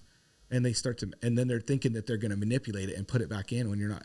And I'm like, my body's so locked up, I might as well be made out of stone at that point. You're just like, you're in so much pain. And now my body just has like a knee-jerk reaction where it just locks up. It's like a pit bull with lockjaw, it's like, you're not moving. And I'm like, ma'am, I don't mean to be disrespectful, but you got to put me under, and then you can reduce it. That's how it has to happen. I go, this is number 20. And they're like, oh. wait, what? You've had this? I go, yeah, I was, an athlete, and I've had this experience before. This is not my first rodeo. Yeah. Then they kind of start to. I didn't learn this on YouTube. They don't want to. It's almost like they just don't want to be told what to do. Yeah. And you try to be as nice as possible. It's like me trying to show up and tell you how to run your machine. Yeah. And I could try to tell you what results I want. Yeah. But I can't really tell you how to run the machine, right? Yeah, and I'm just like, hey, this is the result we're looking for. They have all these different protocols. So, but I just try to negotiate with them and try to tell them, like, I'm not trying to be disrespectful. I'm just trying to help you make this easier. The sooner you need to have me in a room and you need to put me under, the faster this is going to be, right? Get all your team in place. And dude, that was the worst one. I called ahead and arranged. Man, they took forever. I swear I was there for 3 hours. It was the gnarliest. It was like it was a bummer. It took forever. And then they want to do x-rays first, which usually they don't. They'll usually just reduce it, and then they'll if it's broken, it's broken. Like, just put it back in. It's pretty obvious when it's dislocated when it's what out. needs to happen. They wanted to like do X. I was so miserable, and finally, then the girl comes back to me, and the doctor, and she goes, "So what kind of drugs do you like?" Oh, and I'm like, "What?" I'm like, "I don't even like drugs." And she's like, well, you have a low resting heart rate, and there's different types of medicines we can use to put you under, different, products. And I'm like, well, I've always had a low resting heart rate. I'm kind of active. I heard that's why. I don't think there's anything wrong with me, if that's what you're saying. I think I'm pretty healthy. But I don't know what you're talking about when you talked about. And she was almost like, hey, what kind of meds do you like? Which one do you want? And I'm like, I don't party. Like, that's not, I didn't know how to tell this girl, but maybe she went to a party school. I don't know. But a party school? Like, maybe she did her undergrad at, AZ, ASU or whatever. And they were like, sampling. And I'm like, I don't like any of it. And then she goes, okay, so we're thinking about giving you ketamine. And I'm like, okay. Like, I have heard of ketamine. I don't do drugs. I don't know. I don't. Special K. Yeah, I've never done that. So have you done that? No. Dude, do yourself a favor and don't ever. I don't know how anyone could do this for recreational activity. Oh, they gave it to you? I've seen it in use. Oh, really? Yeah. It's like isn't it like it's like a raver drug kind of or something? It's It's kinda, one of the ones. Yeah. Yeah, it's kind of one of the ones that it's not my jam, but. So they're like, we're going to give you that. And the benefits are you're going to wake up quicker. You're going to feel not so groggy. You're going to kind of be able to get back to the rest of your day real easy. It's going to only take us a few minutes. The last time previous that I had it done, it was like a 5-minute procedure. It was real easy. They like have this thing that they knock you out like real quick, like at the dentist's office. Yep. They reduce it real fast. Boom. Then you wake back up and you're done. But you're groggy. It's like a heroin style. It's an opiate. So it slows you way down. And that's kind of what you need is something that relaxes you, makes you feel. Yeah, like because you need all those muscles and ligaments all relaxed too. You need a muscle relaxer to relax you because that stuff. You need your body needs to be. Yep, exactly. Done. You need to be in a comatose state. Yeah. So she's like, we're going to give you this. I'm like, okay, cool. Dude, I have videos of me waking up from it. It was it was like I was in a Nickelodeon cartoon upside down on a merry-go-round. The whole room was spinning. I was so out of my and everybody knows me that I've been sober forever, so they're laughing. They're just dying laughing when they see me. They're like, "Dude, you were so high," and I'm like, "Yeah, it was terrible." First thing I said when I woke up is, I can't believe anyone would do this for fun. Oh yeah, like this is so gnarly, and it was the worst, and it gave me energy. So I was like moving my shoulders, and I felt you're feeling good. But it gave me so much energy. Like they told me that it took us over 20 minutes to reduce your shoulder. And I'm like, yeah, of course, because I'm all gassed up now. Yeah, it's like you gave me a Red Bull and like, I was super like jazzed up, and I'm like, dude, this is so gnarly. Like, and it was terrible. And I didn't even make it out of the room before I started feeling sick. And then by the time I got to the car and was getting driven home, I was like, pull over, I'm going to puke. And I was puking out the door of the car. Like I was so sick from it. And I'm like, dude, this is gnarly. So now I know what to tell them. I learned that now. I know what to tell them is what I like and what I don't like. But if you don't experience that stuff all the time, so you're trying to just help the healthcare worker. Like, hey, this is what works for me. Well, why have you been sober? It was just a conscious decision I made when I was young. I grew up DARE. I went to the DARE program. We had no resources where I grew up. I mean, I graduated, my high school graduate class had like less than 100 people. There was no such thing as any of that stuff, but there was real life experience. Gotcha. And I seen a lot of wild stuff. Yeah. And my dad was a drunk. My grandfather was a drunk. And the saving grace was I already knew that it was bad, but my dad ended up getting sober went into the program when I was probably like 10, 12 years old. He went to rehab and kind of pulled his life together after a bunch of destruction. And I got to watch the process as like a young teenager. Yeah. And watch. Those real influential years too. Oh, dude. Yeah. I watched so many people. So I got drugged to AA meetings for recreational activity. Like, my dad worked construction. He had a busy schedule. The only time he had to spend with me was after work, and he had to go to meetings to keep his life together. So he would take me to AA meetings with him. Oh, yeah. And you set a 12-year-old kid in one of those rooms and watch full-grown adults tell the story of how they destroyed their life and everyone else's. Mm-hmm. Yeah. Scared straight. Oh, yeah. That's all there is to it. Scared straight, man. It's just like when they take the kids to the prison. You just watch that, and you're just like, dude, this seems like a super expensive hobby. Yeah. Like, this is really, really gnarly. Yeah, over alcohol. Yeah. Just or, the or drugs, whatever. alcohol, any of that stuff. So I watched that stuff, and I just made a conscious decision. I already kind of knew, and I already knew that I had a personality that was a little bit like I loved everything extreme, dirt bikes, and all that stuff was always about. So if you're going to go that direction, you're going that direction. That was the writing on the wall, was if you're going to mess around like that, dude, you're going to be the biggest idiot. You know, you're going to be the one that makes all the mistakes. So you think you're dumb now. Hold my beer. Yeah, exactly. And so I just made that decision when I was super young, and I stuck to it. I know no one told me, no one even like guided me. I just said, I want to stay away from that. It's like, I didn't like that. And so I just made that decision that I was going to be sober. And I just I did. To this day, I'm 43 and I've never taken a drink of alcohol. Wow. Holy shit. Wow. I always find that very interesting. I've met a few people like that have been sober their whole lives. You never had any alcohol. I've met some people I've never taken a puff of a cigarette, shit like that. And it's like, wow. Yeah, a lot of people are like, "Oh, you're Mormon. Oh, you're religious. Oh, you're this. Oh, you're that." And like, no, it was the opposite of all that. Yeah. It's just I got to see that. Most of those Mormons have all done that. Probably every Mormon I've ever grew up with. I grew up with a handful. They were all like, they all had this stint where they all went fucking crazy. Mm-hmm. All the boys, you know what I mean? Fucked off for getting tattooed all over the place all of a sudden, and then they went back. Yep. Some of them didn't, but most of them did. But they all had this like wild side. And I think that's my experience has been seeing that is when you're told not to do something, when you're told it's bad, when you're not exposed to it.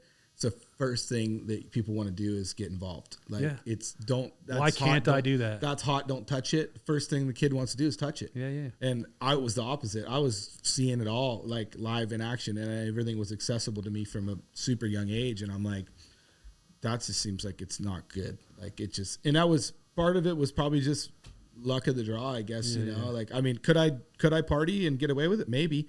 I'm just, the truth is that I don't care what anyone says. It scares me. Like I just don't want it. Well, you've seen how it destroys lives. Oh yeah. So I never had to see that. Like I didn't grow up in a family like that, or anything like that. So I've never been to meetings, and I've known friends that have had to go and friends that have had issues and stuff like that, but I've never had it firsthand right in front of my face type deal. So, I mean, I could completely understand how that would make somebody go the other direction. And like you said, the people you meet, I think you'll find if you dig into most people you meet that are on an extreme route like that, where they didn't do something or did do something, it's typically based on experience. They had a story like mine, where they've seen a bunch of wild stuff, or they, maybe their family member was hit by a drunk driver, or maybe they, had a rough go. And that's what I found too, is like touching back on that perspective thing. It's like getting into perspective why you're seeing and doing these things, and then what that can do for you. It's like if you had a gnarly experience in Albuquerque and you had to live in your truck and you had it rough,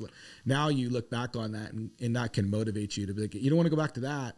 You don't want to have that happen to you again. You don't want to have that problem again. Mm-hmm. So you're willing to do other things and get out basically it just comes down to comfort. Yeah. I always say comfort's the number one killer in the world, because when people get comfortable, they get complacent, and that's it. It doesn't matter what it is. If you get comfortable, you're probably gonna slip up. You know, it's gonna go south. And so when you lived a life of discomfort for whatever you were exposed to, whether you had a business and you went bankrupt, or you had a drug and alcohol abuse problem, or you had something go wrong, then you learn from that, and you can grow. And then hopefully, if things are on track, you can use that as a propellant to move you forward. I listen to all these motivational podcasts and little clips and stuff. I'm always hunting for things that motivate me.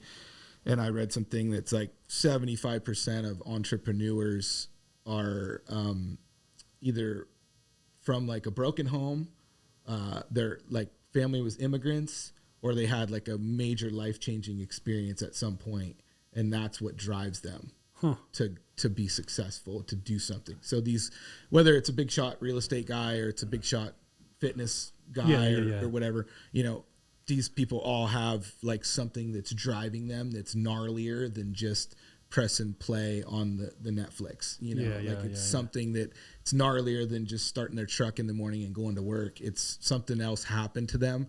Their dad came from another country and came here and started a business and worked through whatever obstacles they had to work through. Or they had a time where they, you know, their family went broke because of the economy, or they had something crazy happen to them.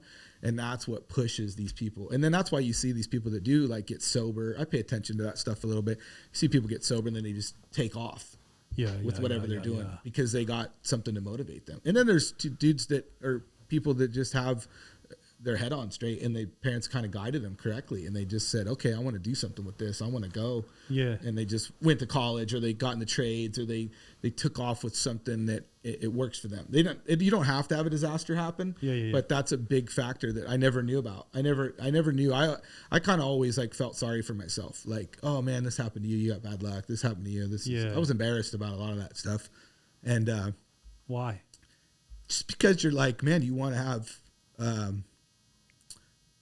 have like a storybook life, you know? You know, I think that I always thought that like Saved by the Bell was like the dream life. You know what I mean? I wanted a normal life. I wanted to live in the suburbs, ride BMX bikes with my friends, and go race RC cars and go race motocross on the weekends. And like, I thought that was cool. And when you grow up in an alternative life and you deal with a bunch of chaos, you just craving normal. Gotcha. You just want to go to school and just be normal. You know, you just want it. I never wanted to be like, I got exposed to things in a different way. I just wanted to be normal, and I never could be because it wasn't normal. You know, I was exposed to all the craziest stuff as a kid, and you're like, no, this ain't for kids, dude. I just want to go to the playground, hang out with my friends, go jump bicycles and ride skateboards and have fun, you know, and you're just worrying about gnarly stuff, you know? Yeah. Is that what pushed you to get the fuck out of there?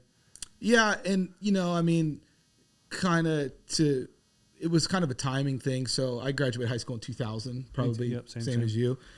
And they had just sealed the deal on that North American free trade agreement. And they sent basically every job was going overseas. So in these rural areas, you were either, you were farming, ranching, doing something with like, you know, that industry, agricultural, or you were working in the trades, and the trade jobs were pretty far away. So you were driving like 1 to 2 hours one way to work minimum. And all the factories that were producing anything that was related to the automotive industry or any industry, they were all shutting them down and sending them to China or wherever they were sending them, but they were sending them away. So there was just no opportunity that looked like it was on the horizon. It just looked like you were looking at a barren wasteland as far as I could see. And I didn't have any good guidance. So, you know, I was lucky to graduate high school. I knew that was important to just get that piece of paper. Yeah, but you seem like you were pretty smart at that time. I mean, I didn't even know that's when this North American trade agreement happened. So it seemed like you had your head on pretty straight. When all the factories were shutting down and people were losing their jobs, it's pretty easy to see. Like, you know, we didn't have that kind of shit. That perspective, you know. Yeah. And I mean, I did. I got to grow up real fast. I got to see a lot of stuff. So I remember being a little kid thinking about things that were totally different. But I mean, I just looked at the horizon and was like, I don't think there's anything here for me. Yeah. And I want to try something different. So I'm going to chase these little dreams. And I didn't really know how it was going to turn out. I didn't really have like a super strict guideline. I just wanted to try to do something. And so that's what I did. I figured there's opportunity, you know, there's something. And so you just literally just kind of grasping like, something's out there. Something's got to be there. We're fucking still all grasping. Yeah, no, totally. And that's the thing. You don't ever really get it figured out. No. I found, you know, and you just got to go no matter what. That's the problem is you got to just get up and go no matter what. Yeah. You can find a way to put gas in the tank and go, you know, you got to do it. So yeah, I could talk for days about it. It's a wild, kind of a wild story. And not a lot of people know. I mean, a lot of my friends know. But most people don't know, and you meet people and they're like, "Well, you're sober." I've had a million stories about people that meet me and then they meet me again and they go, "Well, how long have you been sober for?" And I'm like, for my whole life. And they're like, "But last year when we were at that party, you were acting like a total maniac and riding wheelies on your bike and doing retarded stuff." Like, and I'm like, that's sober, Jake. I was sober. And then they look at you and they go, oh fuck. Oh, yeah, you're just a psychopath. Wait a minute. Okay. There's something wrong with you. Yeah. And that's how that. If this is you sober, I'm glad you don't drink. Man, I put my first bike together and that was 2007. And I remember my buddy John Ponce, he was a pro skateboarder that got into bikes. And he rode over one day. He knew I was putting a bike together. And my roommate at the time, we had helped him get a bike and he already had a bike. And I was working on putting a bike together. And he's like, "Hey," he's like, "there's a run to Mexico. We're going to go to Mexico next month. You get that bike done and get it figured out, dude. We're going to Mexico."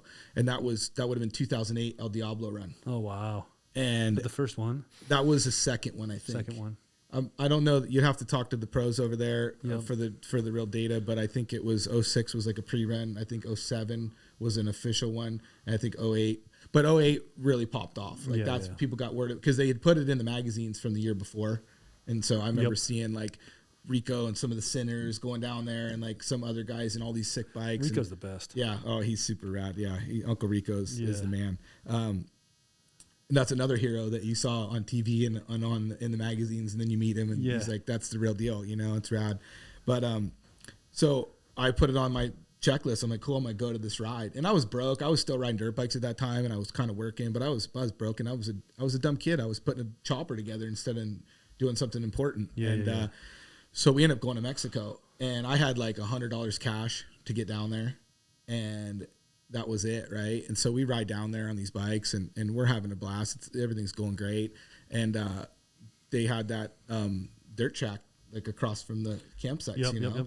And those dudes start going over there and riding around, messing around. And I'm like, oh, that looks like fun. Let's go over there. So we go over there and start messing around. And next thing you know, it's kind of someone's mocking up, hey, you guys line up over here. Yeah. We end up racing around in the dirt, doing a couple laps or whatever. And I'll never forget, they're like, "Oh, congratulations, you won." And I'm like, "Won what?" And they're like, "You won the Circle of Death." And I'm like, "What? We're just messing around." Yeah. And they're like, "No, that was it. That was the Circle of Death race. You won." And Josh from Builtwell, he was there at the time. He wasn't really working for them, but he was hanging out. And he's like, "Dude, wait till you see what you won." And I'm like, "Really?" And he goes, "Yeah, you won money and a helmet and all this stuff." And I'm thinking money? I think I spent all my money already. And they give me $100 bill.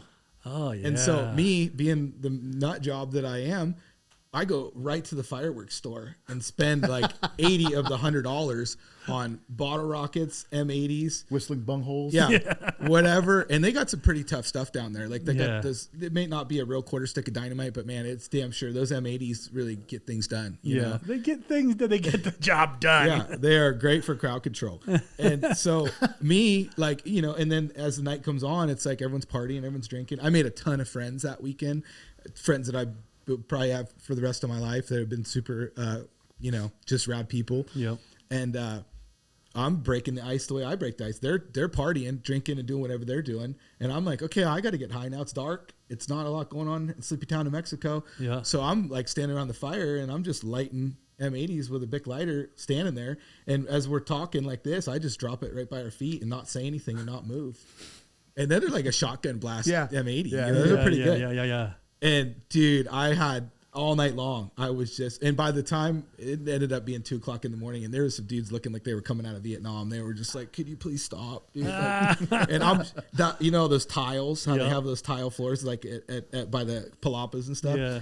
I was shooting bottle rockets and Roman candles across the tile, just shooting. Oh, skipping them. They were skipping, dude. Yeah. And they were going into the palapas and they're going into people's tents. And, oh, Jesus Christ. I was just getting so high off that. I thought it was and then we got all the empty pineapples from the drinks. Yeah. And we were setting them upside down and lighting an M80 and blasting. And then we ran out of pineapples, so we're getting pots and pans and Jesus Christ. Oh, dude, they were so pissed at me. I think everybody hated me. And these dudes tried to start a fight with with us, and I made so many friends because all the dudes that loved it were like, no, we got your back, dude. Like, you're good. Like, we're doing this, you know.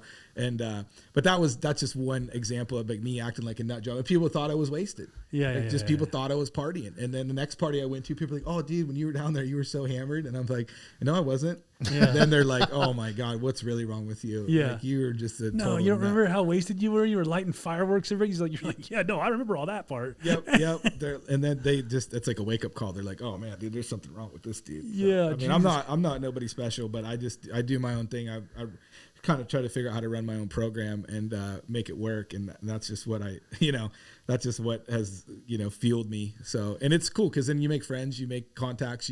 Like I said, I made so many great friends from that, from those trips down there. Yeah. And just stuff like that, where you're just going to events and just, it's a party. And that's the beauty of the motorcycle world and the biker world, is that you can just be your own deal, have your own program. Yeah. You might meet a guy like this, and I've had a ton of dudes that he would hate me, and then I'd make friends with him later. Yeah. Or vice versa, he'd love me because he liked what I was doing, and I liked him because he liked me, Yeah. I've had friends in all different shapes and forms, that have loved me because of that, and hated me because of it. So it's funny how that works out. But yeah, it's a different program, the way I do things, but I make it work. Yeah. I wouldn't recommend it. No. I recommend being sober if you could pull it off, but it's not for everybody.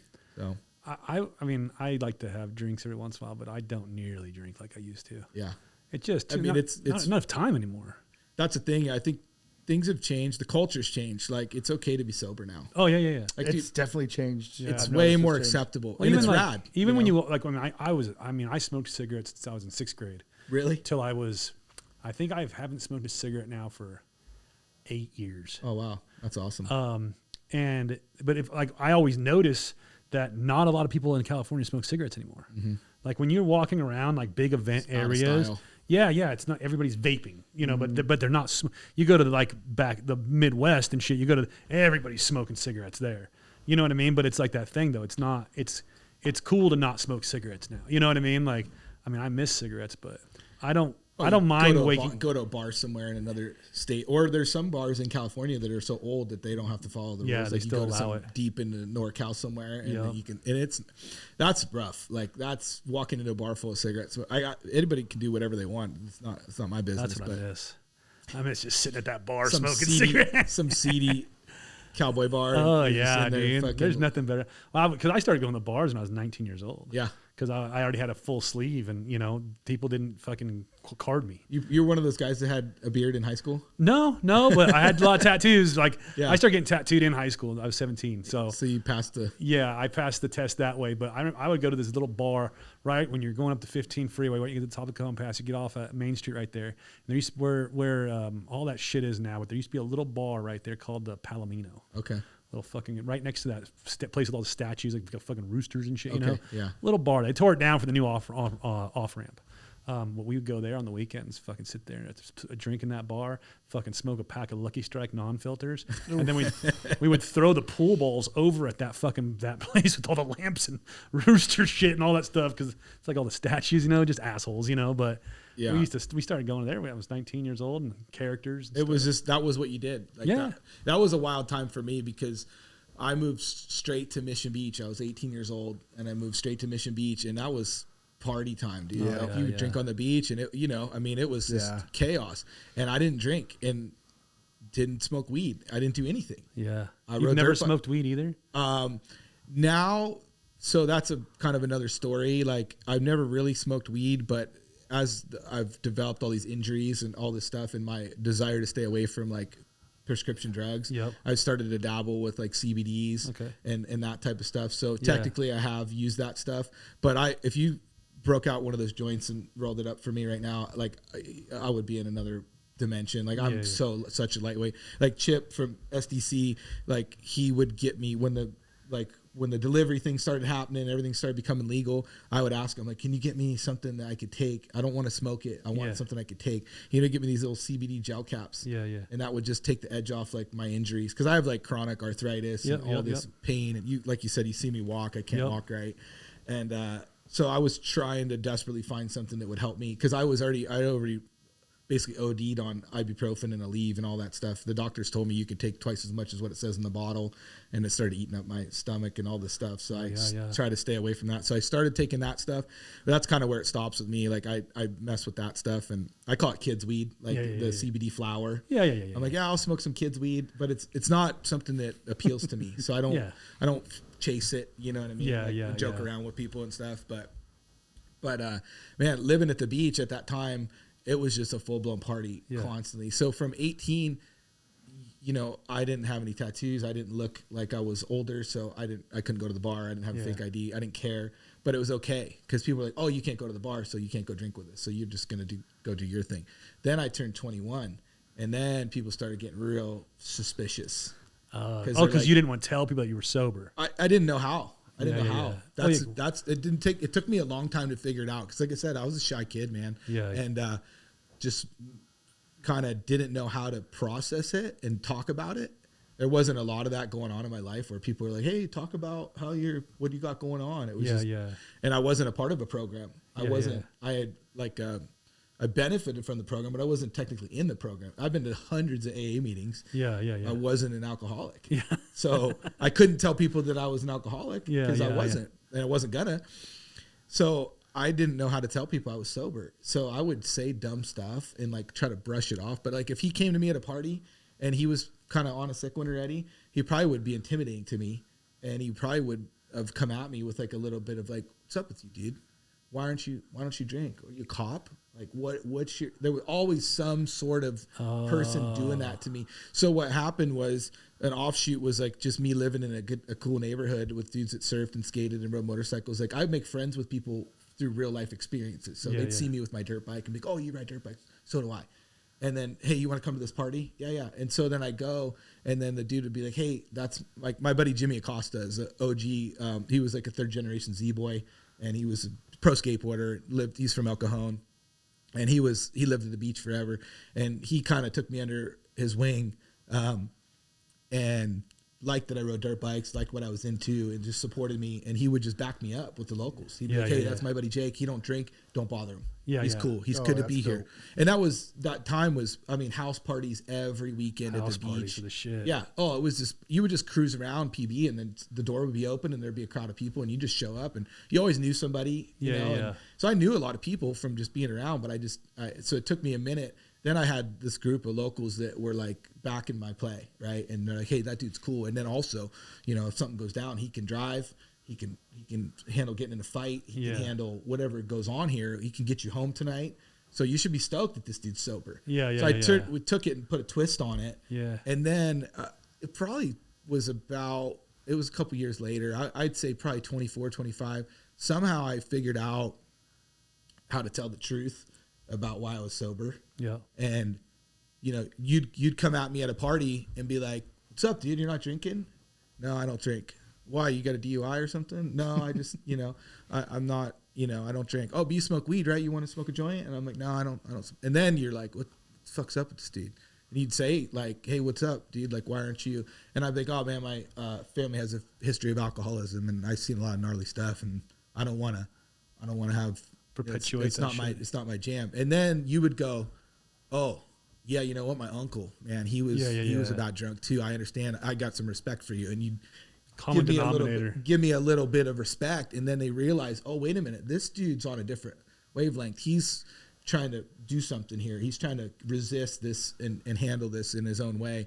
And when I started getting that respect and realizing I wasn't so weird, like I wasn't such an outcast, then I got more comfortable and started to act out and behave like how I learned to just be myself, basically. You learn how to become, you know, because if you live a lifestyle a certain way, you're trying to fit in, you're not really comfortable. You're not, you know, it's like the dudes who come to a motorcycle party never been before, and they don't know how to carry themselves or how to act or whatever. And so it was a big groundbreaking experience for me in my mid-20s. I was like, okay, this is who I am. Yeah, exactly. You figured out who you were. This is what I'm all about. And I can go through these channels, riding motorcycles, surfing, these sports, these, you know, activities. I can do this. And then, you would see me at the next party and be like, yeah, what's up? That dude's cool. He's rad. And you know what?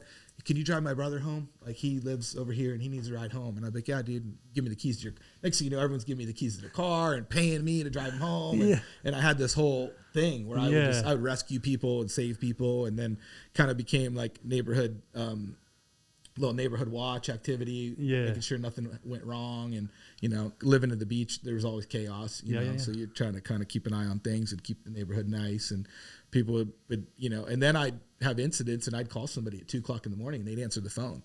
And like my buddy Josh, one time we caught somebody breaking into a car in his apartment complex, and we, you know, took care of it. And he goes, man, he goes, I'll tell you one thing. He goes, no one else's phone call would have got answered. He goes, but when your phone number popped up at 2:00 in the morning, I knew something was up. And I'm not answering nobody's drunk dial, but I'm answering your phone call. And then all that started to kind of sink in, and I'm like, okay, cool. I got a place here. There's a point to all this. This is, you know, there's a reason why I'm doing things the way I'm doing them, you know? So, and then, you know, touching on now, it's acceptable to be sober because people realize like it's a downward spiral for a lot of people. You know, it gets dark. It does. It gets dark. Super, super dark. Are you sober now? Or I have moments. No, I wouldn't even say moments. Like because of my kids. They've kind of been through a lot before they moved in with me. Okay. And so just because of everything that they've experienced, you know, I think they've seen me drink like twice, 2 or 3 times. So it doesn't fit with the lifestyle. Yeah. So like if I go out, like I'll meet with somebody at Eastbound, or whatever. I'll have a drink.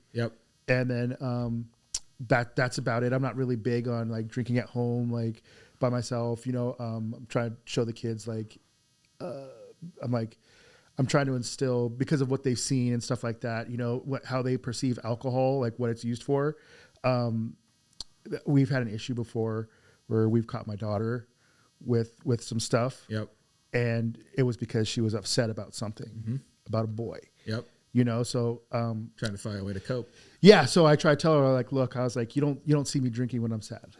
I was like, if you ever see me drink, I'm celebrating something. You know what I mean? So I don't like to, I don't really drink. I've been doing the 75 hard, and not drinking alcohol is probably the easiest thing. Because I have bottles in my special occasion bottles, you know, that I have stashed up and stuff like that. But I don't really do like the like I have a hard day at work or whatever. Like it's not, I need to go home and have a beer. Like I think that's kind of the beauty of nowadays, is that people figured out that it's not a good solution. It's a Band-Aid, right? It's a Band-Aid. I think it comes as you get old. I mean, for some of us, it has come as we gotten older though. Cause I mean, I could say late in my 30s, even my 20s, that I would be like, oh, I can't wait to have a beer today. You know what I mean? But it's as time has gone by, like that's fucking the last thing on my mind for a hard day is to have a fucking beer, or, you know, fucking trying to do something to forget about it. You know, like it's like, because you pay the price later. Everyone's like, you're like, you're so stoked you're never hungover. I'm like, yeah, that's a good point. No wonder when I don't feel like I'm getting anything done, I'm still ahead of other people because they're passed out. That was part of why I used to be a bad alcoholic. Like, you know, in the Albuquerque years. Because there wasn't much to do at the party and club, and then it got to the point where I was like, I remember the last time I had breakfast on the weekend, because I was worked out of town. I'd get in Thursday night. As soon as I get in Thursday night, I'm partying. Friday night, I'm partying. Saturday night, I'm partying.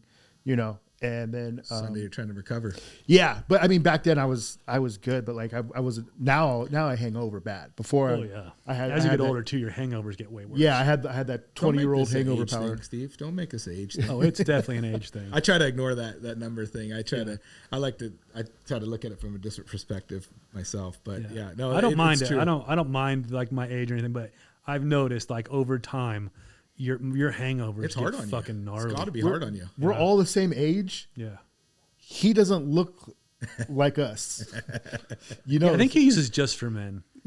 You putting Just for Men in that bad boy? He doesn't. I just turned 43. I got no gray hair. I'm not bald, and you know, I look how I look. Hey, you all know? thing are up for Jake. Well, I've been looking at him the entire podcast, and I'm like, this fucking guy has no bags under his eyes. He's only 35. Yeah, bro. So, No, yeah, I'm gray as fuck. Being sober and not having, you don't have any kids, right? No. Yeah, That's not it having right kids. there. Yeah. Yeah, That's a I'm trick. sure that helps for sure. That's I a mean, trick.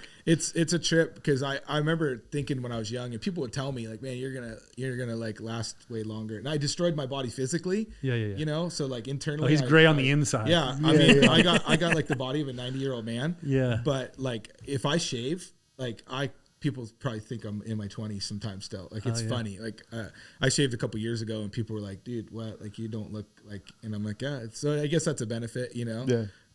It probably is true, but I think it's also just kind of like your genes and how you do the rest of your lifestyle, you know? Yeah. I try to be as healthy as I can, but you know, we're still eating pizza. We did eat pizza today. We're still doing stuff. Yeah. You can't be, I don't know. It's just super hard to be perfect, you know, like it's just not really possible. So We all can't be Fabian. but yeah, yeah, exactly. Yeah. The Greek god. When are you gonna have him on the podcast? I tried to have him on this weekend too, but he was busy or He's too something. busy? Yeah, I should have you guys both come at the same time. He's a busy guy. Yeah, he's a Yeah. busy guy. He gets Oh, his a lot of, parents are here. That's right. yeah. We hung out with him. Oh, nice. We took him to the rodeo. Oh, you sent me a picture. Yeah, Oh, it was shit. awesome. Yeah. The German parents never been to an American rodeo. Oh yeah, it's because his parents still live in Germany, Yeah. so they're here visiting right now. Yeah, After then we the rodeo took him was to last barbecue too. We took him to Grand Ole Barbecue. Grand Ole Barbecue. Yeah. That's a spot too. So Yeah. it worked out good. But That's, yeah, that's where we went. Oh, okay, that place is good. Yeah. Fabian's got a cool story, man. I mean, being a real deal immigrant in Yeah, 2025 and doing it the right way. And he's only been here for 5 years. Yeah, I think he's been technically here longer than that, Is but he? I think the process, how long he's been coming I here, thought he came here in working here. 2020. Well, I think San Diego 2020. Oh, that's right. Yeah, I think he was Seattle in before Seattle that. before that, and then I think he'd been traveling back and forth for work and all that too. Yeah. But I mean, he's doing that process, Yeah. you know, of doing it the right way, which is gnarly, and that's a great example. Like I said before, immigrant, super successful, I mean, the dude could be. Yeah. He's a fitness model. Like Oh, yeah, he super is. He's a beast. You know, He looks like he So was chiseled out of marble. It's all right. He's all right. it's everyone's got their own taste, right? No, he's just mad because Yeah. Lacey's got a picture of Fabian on the wall. I got a picture of Fabian on the wall. Fucking Adonis. Yeah, no. 75 hard, dude. That'll keep you motivated right I there. do push-ups in front of his picture. All the way up to his wiener. Oh man, dude. Oh, man. no. Yeah, Yeah. he's worth. You can worship him for sure. That's funny. He's funny. He's a good dude. Oh, yeah. We did that Sturgis ride together. What, 2 years ago now? Yeah, that looked like fun. It was fun. Yeah. Because it was cool. I think I've told you, but I didn't really know Fabian very well before that. You know what I mean? Like, you know, it's like we have our Born Free weekend where we're kind of all together, but we're just together Yep. at the fucking show. You see him at the shop. Yeah, and we're you see all him around. working or whatnot. You know, we talk from time to time on the phone or whatever. But every time I've just done the Sturgis run twice now, you know. But every time I decide to do it like in August or like in July, middle of July, I'll be like, I'm going to go to Sturgis this year. Yep. And then I'll tell my wife, I'm going to go to Sturgis. She's like, okay, who are you going to go with? I'm like, I'm just going to go by myself. No, you have to go with somebody. She's like, what if something happens? She wants me to be with at least one other person, right? You need a chaperone. Yeah, well, no, just like, you know, what your fucking biking's off the side of the road or something stupid. You know, she just thinks about it like that, right? And I'm like, oh, all right, fine. I'm like, well, I don't know who to take. And she's like, ask Fabian. Fabian's, because she can always hear him on the phone. Yes, I want to ride, brother. Like, let's go for a long ride, brother. You know? And so I call him, hey, Sturgis this year, you in? And he's like, don't play games with me, brother. Like, I had to put in for the time off. If you tell me we're going to go, I'm going to go. Yep. And That's I said, him, dude. oh, we're going to go. You sound just like him. Yeah. Yeah. We're gonna According go. to him, he sounds nothing like that. but- Yeah. I sound nothing like that, brother. And we went, and it was nothing but like fun and laughs, and you know, He gets it, man. He puts the work in. He has the right bikes. He has the budget. He has the time. Makes the time. And I mean, man, he got me like, dude. I've ridden hundreds of thousands of miles on bikes. A lot of it for the last 5 or 10 years. A lot of stuff I would do by myself to a destination and then meet people. Yeah. So I would ride to NorCal and back by myself and put 1,000 miles on just by myself. Yeah. But then go do something up there with my other buddies and go ride. And so I got used to that. And then he started calling me. And like this year, they wanted to go to the Frisco Choppers show. Yep. And they're like, you want to go? And I'm like, only because you're asking me. Because I know how like motivated you are. Yeah. And you're not going to mess around. And Yeah. you're If not he gonna- says he's going to go, he's going. And he also gets gas at the gas stop on time, and he doesn't have to make weird stops and then cry about being hungover or whatever. These dudes don't seem to get all that, you know. And it's like, I'm just kind of a professional when it comes to being on the road. So you want to get down and let's get to this destination. Let's go and let's do it. And that's how him and Carlos, we went and we had a great ride, and we were ripping, you know. And it was funny because he was complaining about his bike or whatever. And I was like, dude, the German's he doesn't run a tight ship. Like, what's going on here, dude? Gonna crack the whip on you? Like, you need to get a BMW. Dude. Come on, you know. But yeah, that was, I was like motivated by him. And I even I called him literally the day before, and I was like, I need you to motivate me. I have 700 things to do. And why am I going? I've been on this ride a million times. Like, I don't want to go. You got to make me want to go. And once I get going, it's cool. But the moment you jump on the bike, you're good. I mean, I don't want to sound like a sissy or whatever, or prima donna, but like, you've done that a bunch of times, like, you get burned out. Like, it's not that just fun, like anything. You know? But we had an agreement, like, we'll stop cool places to eat. We're going to try to be as efficient as possible, but we're going to try to see some things, and we're going to try to take some roads and do some stuff that you wouldn't. So we're not just going to sit on the 5 the whole way. So we went up pretty straight and narrow, and then I jumped off and went to Santa Cruz and hung out with some friends. They went and saw some of their friends, and we met up the next day, went to the show. And then we did, like, you know, a locals tour of the city, got some input from some of my guys up there, and went and got local pizza and went and saw some cool stuff. And then we took, like, the coast home and, like, cut through a bunch of neat little roads and stuff that you never even know. Because, you know, if you don't zoom in on the map, you can't even tell. 100%. So we did that, and they were down. Like, he was down for that. Like, those guys, Carlos and Fabian, both wanted to experience something different. Because I can't do that Chevron and McDonald's and 5 freeway only. I can't do that. Like, I don't like that either. It's not like, you got to be hungover or have somewhere to be to be able to want to ride like that. Some people just, I don't know. Some people like that. Like Marcus, who was here earlier, he's like, I just like the highways. But he's also, he rides in New York, you know, upstate New York. So, I mean, he's in the city all day. I don't mind, like, the wide open desert. That's not terrible. No, I don't mind. I don't want to split lanes all the way through LA. I fucking hate that. It's annoying. It's as much as splitting lanes is fun, it gets old for like being 10 miles, dude. After 10 miles of just nonstop Teslas, dude, I'm fucking over it. Me and Fabian did that a few years back. We went to this Saddleman party, but we went up to look at a C10, you know, somewhere in the fucking Malibu or some shit for him. And we had to end up splitting lanes all the way back down to Compton. And it was just like fucking brutal, dude. I'm just like, it was something like 40 miles of lane splitting. Yeah, we did that on that trip home. We kind of, we're getting back kind of later, and we were coming through LA, and then we stopped for gas, and I forget who was behind me, but I think it was Carlos. He's like, you didn't feel yourself touching that car? And I'm like, what are you talking about? He goes, oh, you were like, your saddlebag was like sitting on that car for like ever. And because, like, we're just in there you're just in there, dude. It's like cattle. You're just getting pushed around, and you know, and by the time the first guy, sometimes you get the first guy through there, and then they get mad and start trying to pinch you, be weird. I think something like that was happening, and I didn't even know it was happening. I was just like, whatever. But yeah, it gets old. It just sucks. You're just like I said, if I've been hit by a car so many times, it's like, I'm not into it. Like, I know what this feels like all the way through. It sucks. Yeah. You know? It's crazy how pissed these cars get at us. And like you said, like, try to pinch you and stuff. And you're only in their lives for a second, 2 seconds. You're just trying to make life easier for everybody. The sooner you're gone, the easier their life and your life's going to be. Yeah. I think that but they're more willing to fucking risk attempted murder. I think it's 50-50. I think half of them are scared and half of them are pissed. Yeah. And when they're pissed, they're mad because you're winning. You get to cut the line. How'd you get a special pass? And it's like, well, I'm out here risking my life. You want to ride around on this bike all the time? Like, out here risking my life nonstop. You know, and so that way you can try to pinch me. Dude, I like Neptunes. I've never been to Neptunes. It's the fucking ride that's so, like, just that strip of road to get there, where it fucking sucks, bro. Going between all the cars and shit like that. Like, it's the fucking worst. I'm just like, dude, and my daughter, she's like super into Fast and Furious, and that's where they were eating in the first one. She's like, that's a real place? Who's not into Fast and the Furious? Very true. You know. But she was like, that's a real place? And I was like, yeah. She was like, we should go there. And I was like, it's like a lot of these spots, though. You kind of have to go on the off days or the off season a little bit. You don't want to go. You don't want to be there on a busy day. No. It's just not even. I've been there on some good days and gotten lucky coming through, like stopping on the way home from being up north. and it's not so bad. Yeah. It's manageable, but yeah, the crowd just can ruin it for you for sure. I've never been to any of these like places, like these stops. Yeah, I get it. Me and Fabian did go to the rock store that same day we were out there, you know. How was that? It was cool. I mean, there was nobody there. Yeah. I mean, it was a Saturday too, but there was nobody there. It's kind of just depends on what's going on, you know. Depends on what time of year. And I've been to Cook's because, well, it's it's Cook's, you know. Is Hell's Kitchen back yet, or is that a thing still? I think it's off the 74 now. I mean, it's not the same as it was.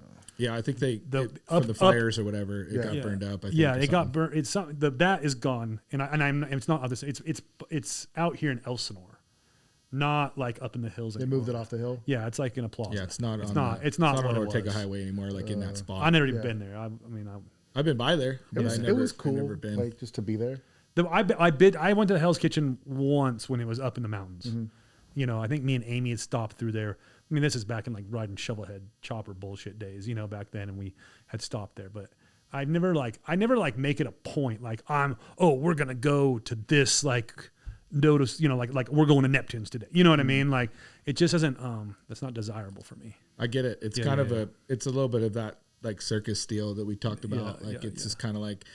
That's all people know, and it's just like it becomes a thing that wasn't really supposed to be a thing, and then it's an overloaded crowd scene, and you're like, well, now I can't even get in here and do anything, and it's not fun for me. It always came off to me as like a heavy like brother scene. For I'd rather ride to Julian. I like riding up to Julian, and I like having pie. So it's like it's both, you know. Well, you got to start calling. Yeah. I like Julian. I like pie too, man. Yeah, we should meet up. That's a good spot, but you got to be careful too. You get over there in the fall when they're having an apple festival or fall festival or whatever. Balls to the wall there. Oh, yeah. You know. Well, it was like yesterday. Me and Amy, we went down to downtown Riverside, and we were just going down there to go to the farmers market. There's a farmers market every Saturday, and it was the downtown Riverside's like giant car show they do every year, where they shut down the roads and all the old cars tour around like downtown Riverside. Cool. They do this. So they bring out the little old cruise. school. Yeah, it's really neat because they bring out like the old Riverside Transit Department like buses, like the old 1960s buses, and they're also doing the cruise. But they'll stop and like pick you up. They make the black people sit in the back. They'll pick you up and take you on the cruise too, but you're in this old like 1960s bus.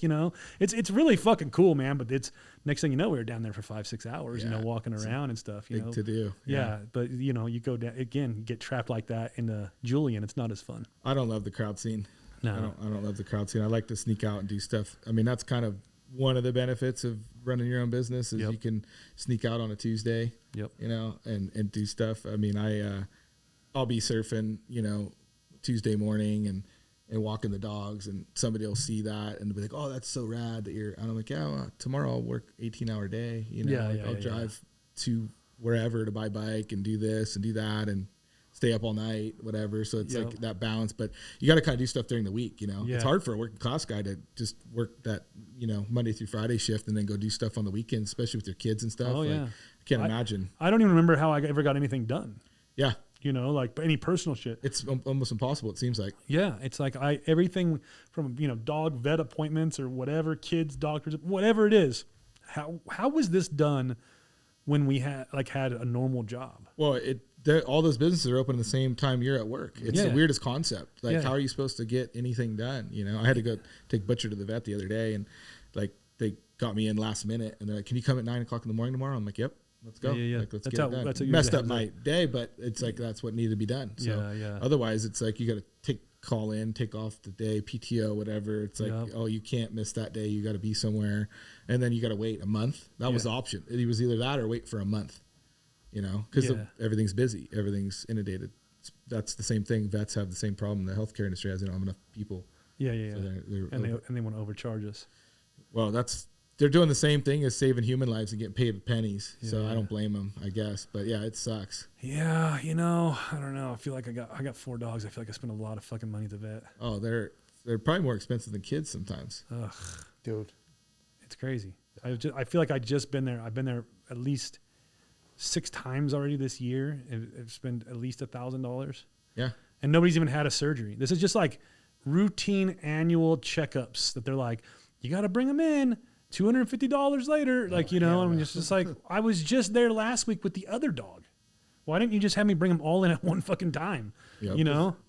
It's I don't know. Yeah, it's like a guaranteed deal with the Bulldog Butcher is like $500 every time. You know? It's like you're always going to be something. He was in the backyard I got that giant Chinese timber bamboo. Yeah. And he was back there roughhousing and making a fuss, and he got like scratched his eye, and it kept bothering him. So I'm like, I got to. Sure enough, he had like something wrong with him, and he needed to have meds and stuff, and then it's like $500. It's like, boom, it's just like, dude, come on, man. Like but if I was a person and you were paying out of pocket, that's the way I look at it. If I was a person, you were paying out of pocket, probably $2,500. Yeah. So if you put it in perspective like that, for the same exact drugs too. yeah, probably. Yeah.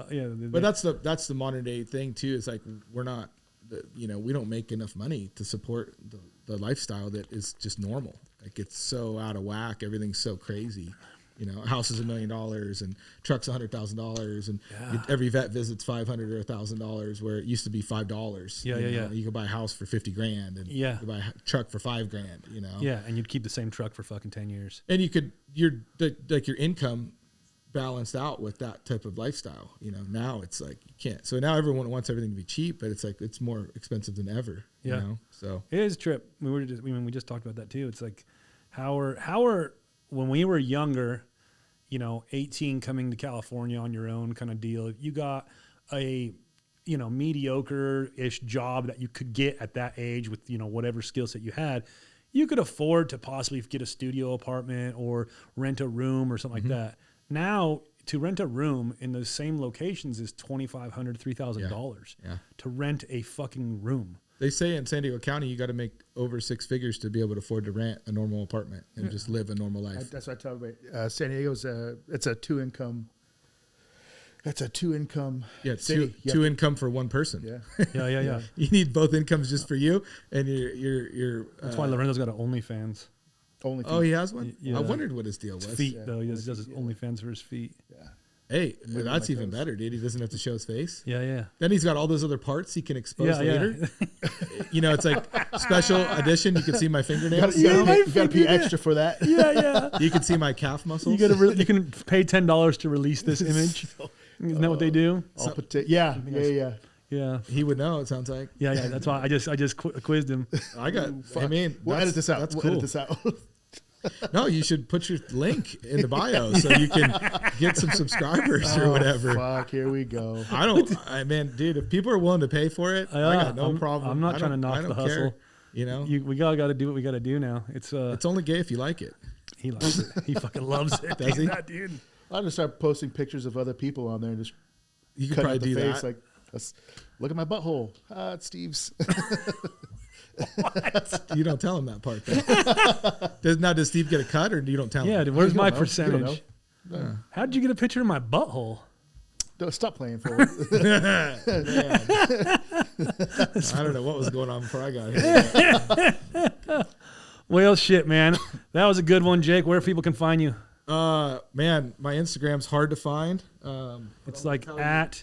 I'm going to tell you right now. J_.A_. I think it's just dot, right? It's something like, okay. It's J._A_K_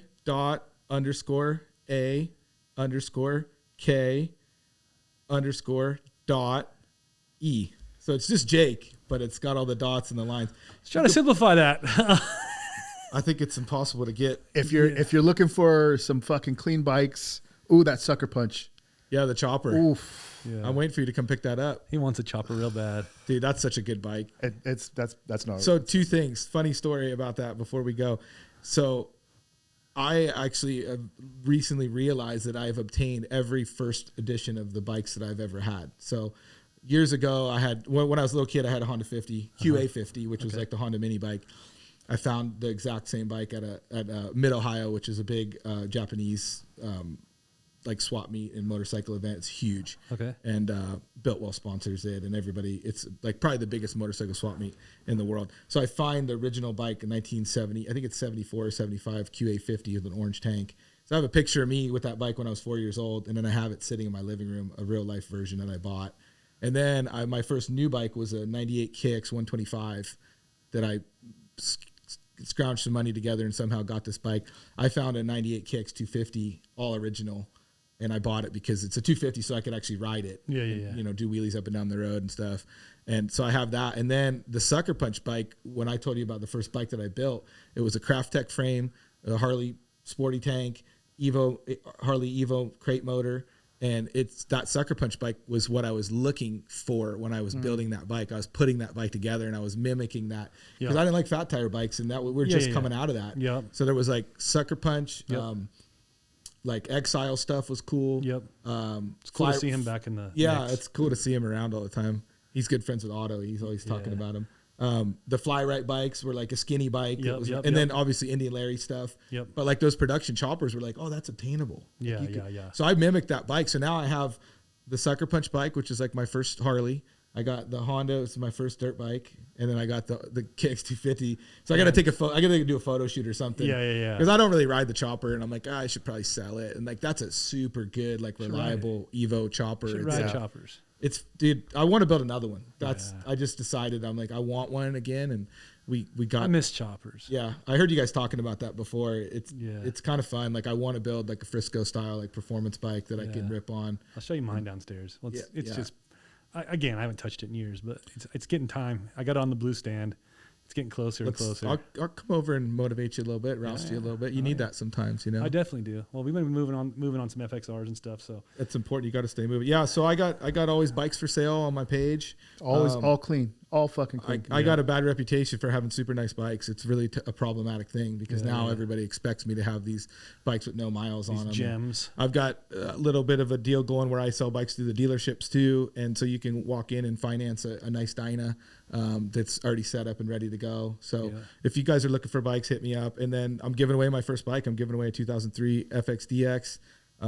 That giveaway is going really well. We're almost halfway there. So if this airs and that bike's still got tickets available, then hopefully those will sell out. And, I appreciate all the support everyone's given me. And Steve, thanks for the opportunity to come on here and talk and yeah, for sure. BS a little bit about what we got going on. A lot more stories to go. I'm sure we'll have you back at least 3 to 4 more times. Yeah, no, I could talk for days, dude. Yeah, we can get Butch on here too. I got an encyclopedia. He's out in the car, you know. Let's get the dogs on here and let them cause a little bit of trouble. Too. Oh, they're welcome up here. I told you to bring them up. I should have. They could have just hung out in here.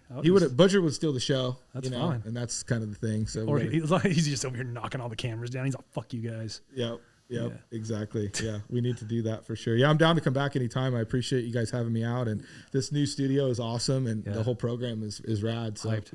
Yeah, it's super cool. Yeah, many more. Awesome. All right, everybody. Thank you. Appreciate it. Thank you. Bye, everybody.